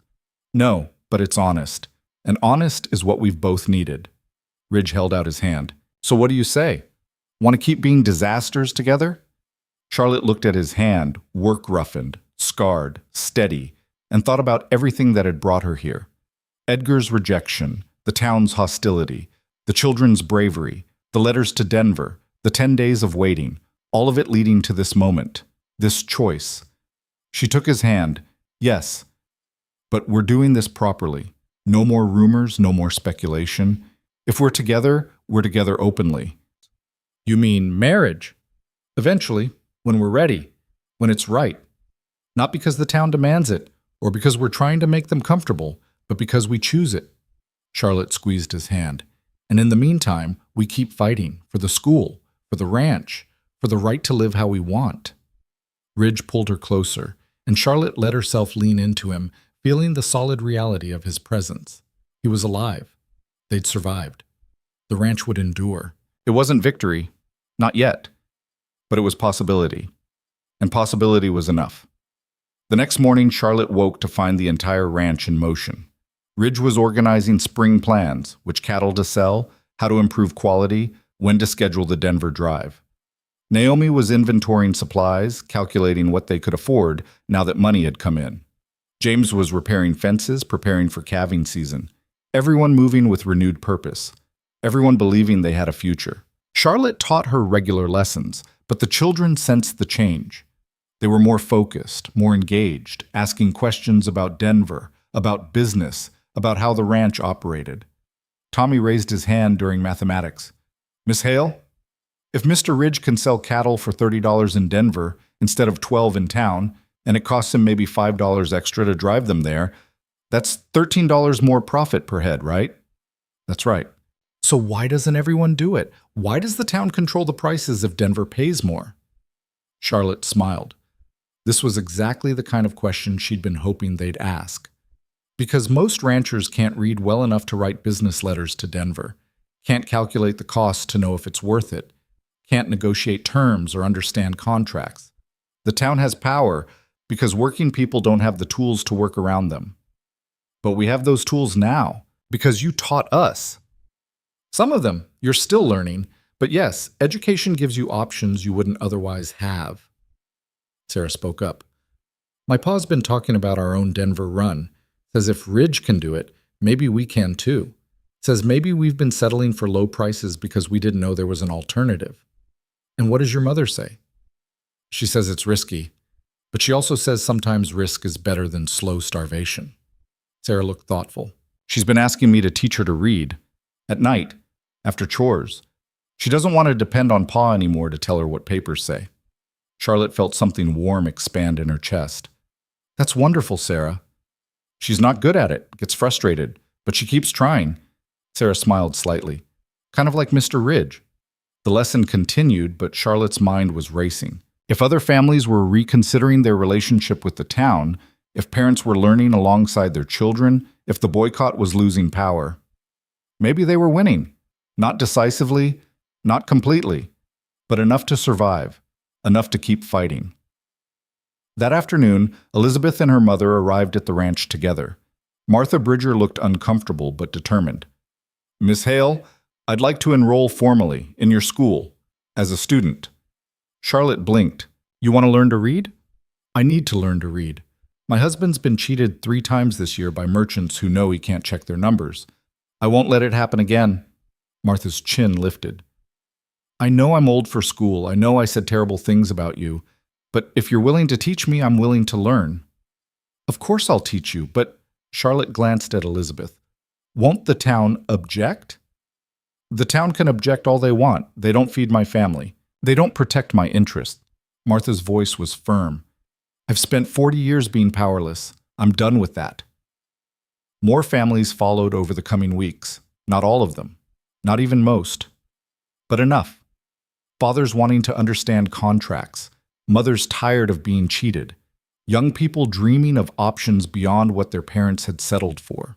The secret school became less secret. Not openly advertised, but not hidden either. Charlotte taught mornings for children, afternoons for adults who could spare the time. The barn classroom expanded. Someone donated more slates. Mrs. Chen sent books. And Ridge kept learning, now joined by other men his age who'd spent their lives believing education was for other people. It was slow. It was messy. Some families withdrew their children when the town pressured them. Some adults quit after a few lessons, frustration overwhelming determination. Progress came in small, uneven increments, but it came. By February, Charlotte could see the change. Children reading signs in town. Adults checking ledgers themselves. People asking questions they'd never dared ask before. The town noticed, too. Edgar Vance appeared at the ranch in early March, riding alone this time. Ridge met him on the porch, Charlotte beside him. I underestimated you, Edgar said without preamble. Both of you. I thought winter would break you. Thought isolation and poverty would send Charlotte running back. I was wrong. You were, Ridge agreed. The town's losing control. Families are bypassing our merchants, questioning prices, reading their own contracts. Edgar's voice was measured, but Charlotte heard the anger beneath. You've created a problem. We've created educated people. If that's a problem for the town, maybe the town's the issue. Clever. But being right doesn't protect you. Edgar looked at Charlotte. You could still come back. I'd still marry you. We could present it as reconciliation. You'd have security, status, protection. No. Charlotte said it without hesitation. I'm exactly where I want to be. With him? Edgar's tone made it clear what he thought of Ridge. With him, with this school, with a life I chose instead of one that was chosen for me. Charlotte moved closer to Ridge. You were right about one thing, Edgar. I am too much, too educated, too opinionated, too stubborn, but that's not a flaw. It's who I am, and I'm done apologizing for it. Edgar studied them both for a long moment. You know this won't end well. The town will find ways to hurt you. Economic pressure, social isolation. Eventually, they'll break you. Maybe, Ridge said. But they'll have to actually break us. We're not bending anymore. Your funeral. Edgar turned his horse. Don't say I didn't warn you. He rode off, and Charlotte felt the weight of that warning settle on her shoulders. He wasn't wrong. The town still had power. They could still make life difficult. But they'd been making life difficult all along. and Charlotte and Ridge had survived anyway. "He'll try something," Ridge said quietly. "One last push to destroy us." "Let him try. We'll handle it." "You sound confident." "I'm terrified, but I'm also done running." Charlotte looked at him. "Whatever comes, we face it together, right?" "Right." The push came 2 weeks later. The bank representative arrived with papers and men, official-looking documents declaring the ranch in default despite Ridge's payment. "There's been an accounting error," the representative said, his tone suggesting it was anything but an error. "Your payment was applied to the wrong account. The original debt remains unpaid. The bank is exercising its right to foreclose." Ridge's face went white. "That's a lie. I paid in person. Got a receipt." "Then you'll need to present that receipt and file a dispute, which will take months. In the meantime, the foreclosure proceeds." "You can't do this." "We can. And we are. You have 30 days to vacate." Charlotte watched this exchange, her mind racing through possibilities. They needed proof of payment, documentation, evidence that couldn't be disputed or dismissed, and suddenly she knew exactly how to get it. "The receipt," she said to Ridge. "Where is it?" "In my desk. In the house." "Get it now." Ridge ran inside. Charlotte turned to the bank representative. "This foreclosure is fraudulent. You know it. The bank knows it. Edgar Vance probably orchestrated it." The man's expression didn't change. "That's a serious accusation." "It's the truth, and I can prove it." Charlotte kept her voice level. "But first, I need to know. Do you want to be part of this? To have your name on fraudulent documents that will eventually be exposed? The foreclosure is legal. The foreclosure is corruption disguised as legality. And when it's revealed, and it will be revealed, everyone involved will be ruined." Charlotte stepped closer. "Is Edgar Vance worth your career, your reputation, your future?" Doubt flickered across the man's face. Before he could respond, Ridge returned with the receipt. Charlotte took it, examined it carefully. "This shows payment received on January 15th, full amount, signed by the bank manager himself." "But that's the wrong account. It's the ranch account, the only account this loan is associated with. There is no wrong account." Charlotte's voice hardened. "This is fraud, and I'm going to Denver to report it. I'm going to bring this receipt along with testimony from William Chen about our cattle sale, along with documentation of every interaction we've had with this bank. And I'm going to make sure everyone knows that this bank is stealing land through accounting tricks." "You can't." "I can. I'm educated. I can write letters. I can file complaints. I can make enough noise that someone with actual authority will pay attention." Charlotte met his eyes. "And then you'll be the man who helped Edgar Vance steal a ranch. Is that really what you want?" The representative was silent for a long moment. Then he gathered his papers. "I'll inform the bank there's been an error. The foreclosure will be delayed pending investigation." "Not delayed, canceled." "I can't promise that." "Then I go to Denver, today, and I bring every piece of evidence I have." Charlotte's voice was steel. "Choose." Another silence. Charlotte could feel Ridge tense beside her, ready to fight if this went badly. Finally, the representative nodded. "The foreclosure is canceled. Pending review." "Not pending anything. Canceled because the loan was paid in full, on time." Charlotte held up the receipt. "Say it." "The foreclosure is canceled because the loan was paid." "Good. Now leave. And tell Edgar Vance that if he comes after this ranch again, I'll make sure everyone from here to Denver knows exactly what kind of man he is." The representative and his men left. Charlotte stood on the porch, shaking with adrenaline and leftover fear, watching them disappear down the road. "You just threatened a bank representative," Ridge said, something like awe in his voice. "I just protected our home." "Our home?" Ridge repeated the words softly. "Is that what this is?" "Yes." Charlotte turned to face him. "This is our home. These are our people. This is our life. And I'm done letting anyone take it from us." Ridge pulled her into his arms, holding her tight. Charlotte let herself be held, feeling the fear and anger drain away, leaving something steadier behind. They'd won, not forever, not completely, but for now. And for now was enough. Spring came slowly, melting the snow and revealing the land beneath. Ridge organized the Denver cattle drive, 50 head this time, with Charlotte's letters having secured 3 different buyers. Other ranchers joined, forming a cooperative that would bypass the town entirely. The school continued to grow. By April, Charlotte had 23 students ranging from 4 years old to 60. The barn was too small. They built a proper schoolhouse, simple, rough, but real. Families contributed lumber, labor, time. Martha Bridger learned to read well enough to catch her husband's merchant overcharging them by $7. Sarah Cutler started teaching younger children, discovering she had a gift for patience. Tommy Bridger announced he wanted to study law, to be the kind of person who could fight corruption legally. And Ridge could read now. Slowly, with effort, but genuinely read. He'd progressed from primers to newspapers to actual books. Charlotte found him one evening reading aloud to a group of ranch hands, stumbling over words but persistent, and felt something so powerful it nearly knocked her over. Love. Not the gentle, easy kind, the fierce, stubborn, hard-won kind, the kind built on mutual respect and shared battles and refusing to give up on each other. In May, Ridge proposed properly. Not with grand gestures or flowery speeches, but with honesty. "I want to marry you," he said one evening as they sat on the porch watching the sunset. "Not because the town expects it, or because it's proper, but because I want to build a life with you, a real partnership, equals fighting the same battles." "Yes," Charlotte said simply, "but on one condition." "What's that?" "We get married here, at the ranch, with the students and families, not in town, not in the church where Reverend Michaels will preach about women's proper place. Here, where we built something that matters." "Deal." They married in June, under open sky, with children as witnesses and Naomi as officiant. Martha Bridger cried. Tommy Bridger gave an awkward speech about partnership. Elizabeth read a poem she'd written herself.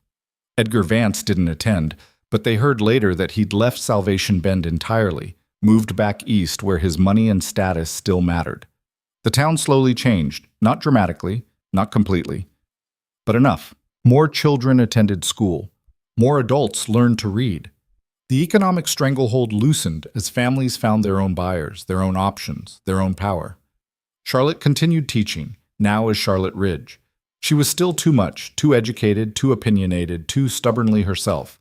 But now too much wasn't a flaw to be fixed. It was simply who she was. And who she was had changed a territory. One autumn afternoon, 2 years after that first day when Edgar had thrown coins at her feet, Charlotte stood in front of her schoolhouse and watched children arrive for lessons. She saw Tommy helping a younger student with reading, saw Sarah teaching mathematics to a group of mothers, saw Ridge in the back, working through a legal document with careful concentration. The school had 37 students now. The ranch was profitable. The Denver route was established. Other teachers had started schools in neighboring territories, modeling what Charlotte had built. It wasn't perfect. It never would be. There were still families who refused to educate their children, still merchants who charged unfair prices, still people who thought Charlotte was dangerous and wrong and threatening. But there were also children who could read, adults who understood contracts, people who asked questions and demanded answers and refused to accept that their lives had to stay small. Elizabeth appeared beside her, now 16 and serving as Charlotte's assistant teacher. "Miss Ridge, the afternoon class is ready." Charlotte smiled at the name. Miss Ridge, Mrs. Ridge, Charlotte Ridge. None of them quite fit, but all of them were true. She wasn't the woman Edgar Vance had thrown away anymore. She wasn't the desperate teacher accepting charity. She wasn't even the fighter standing alone against a hostile town. She was a wife, a teacher, a partner, a force that had reshaped her corner of the world simply by refusing to be less than she was. "Coming," Charlotte said, and walked into the schoolhouse she'd built with words and will and the stubborn belief that education was worth fighting for. Behind her, the Wyoming territory stretched wide and wild and full of possibility. Somewhere out there, other women were learning they didn't have to be small. Other children were discovering they had choices. Other communities were questioning whether the old ways were the only ways. And it had started here. With a woman considered too educated to love and a man considered too illiterate to matter, building something together that proved everyone wrong. That night, Charlotte wrote in her journal one last time. November 3rd, Red Hollow Ranch, 2 years ago, I was worth $23.40. Today, I taught 37 students, helped Ridge review a contract for next spring's cattle sale, planned expansion for the schoolhouse, wrote letters to 3 women in other territories asking how to start their own schools. Edgar was wrong. Education didn't make me unmarriageable. It made me essential. The town was wrong. Standing up for myself didn't destroy me, it built me. And I was wrong too, about needing to be acceptable, about fitting in, about making myself smaller to survive. The truth is simpler and harder. You survive by being exactly who you are and finding people brave enough to stand with you. I found those people. I found this place. I found this life. And I'm never letting go. She closed the journal, set down her pen, and went to join Ridge on the porch. They sat in comfortable silence, watching the stars emerge above the mountains. "What are you thinking?" Ridge asked. "That I'm exactly where I'm supposed to be." "Took you long enough to figure that out." Charlotte laughed. "Took both of us. But we got there." "We did." Ridge took her hand. "Think those kids understand what they've started? That school's spreading, ideas spreading, people learning they don't have to accept the lives they were handed? Probably not. They're just learning to read." Charlotte squeezed his hand. "But that's how it starts. One letter at a time. One word, one person realizing they're worth more than what others decided they were worth. Like you. Like both of us." They sat together as the night deepened and the ranch settled into sleep around them. Tomorrow would bring new challenges. It always did.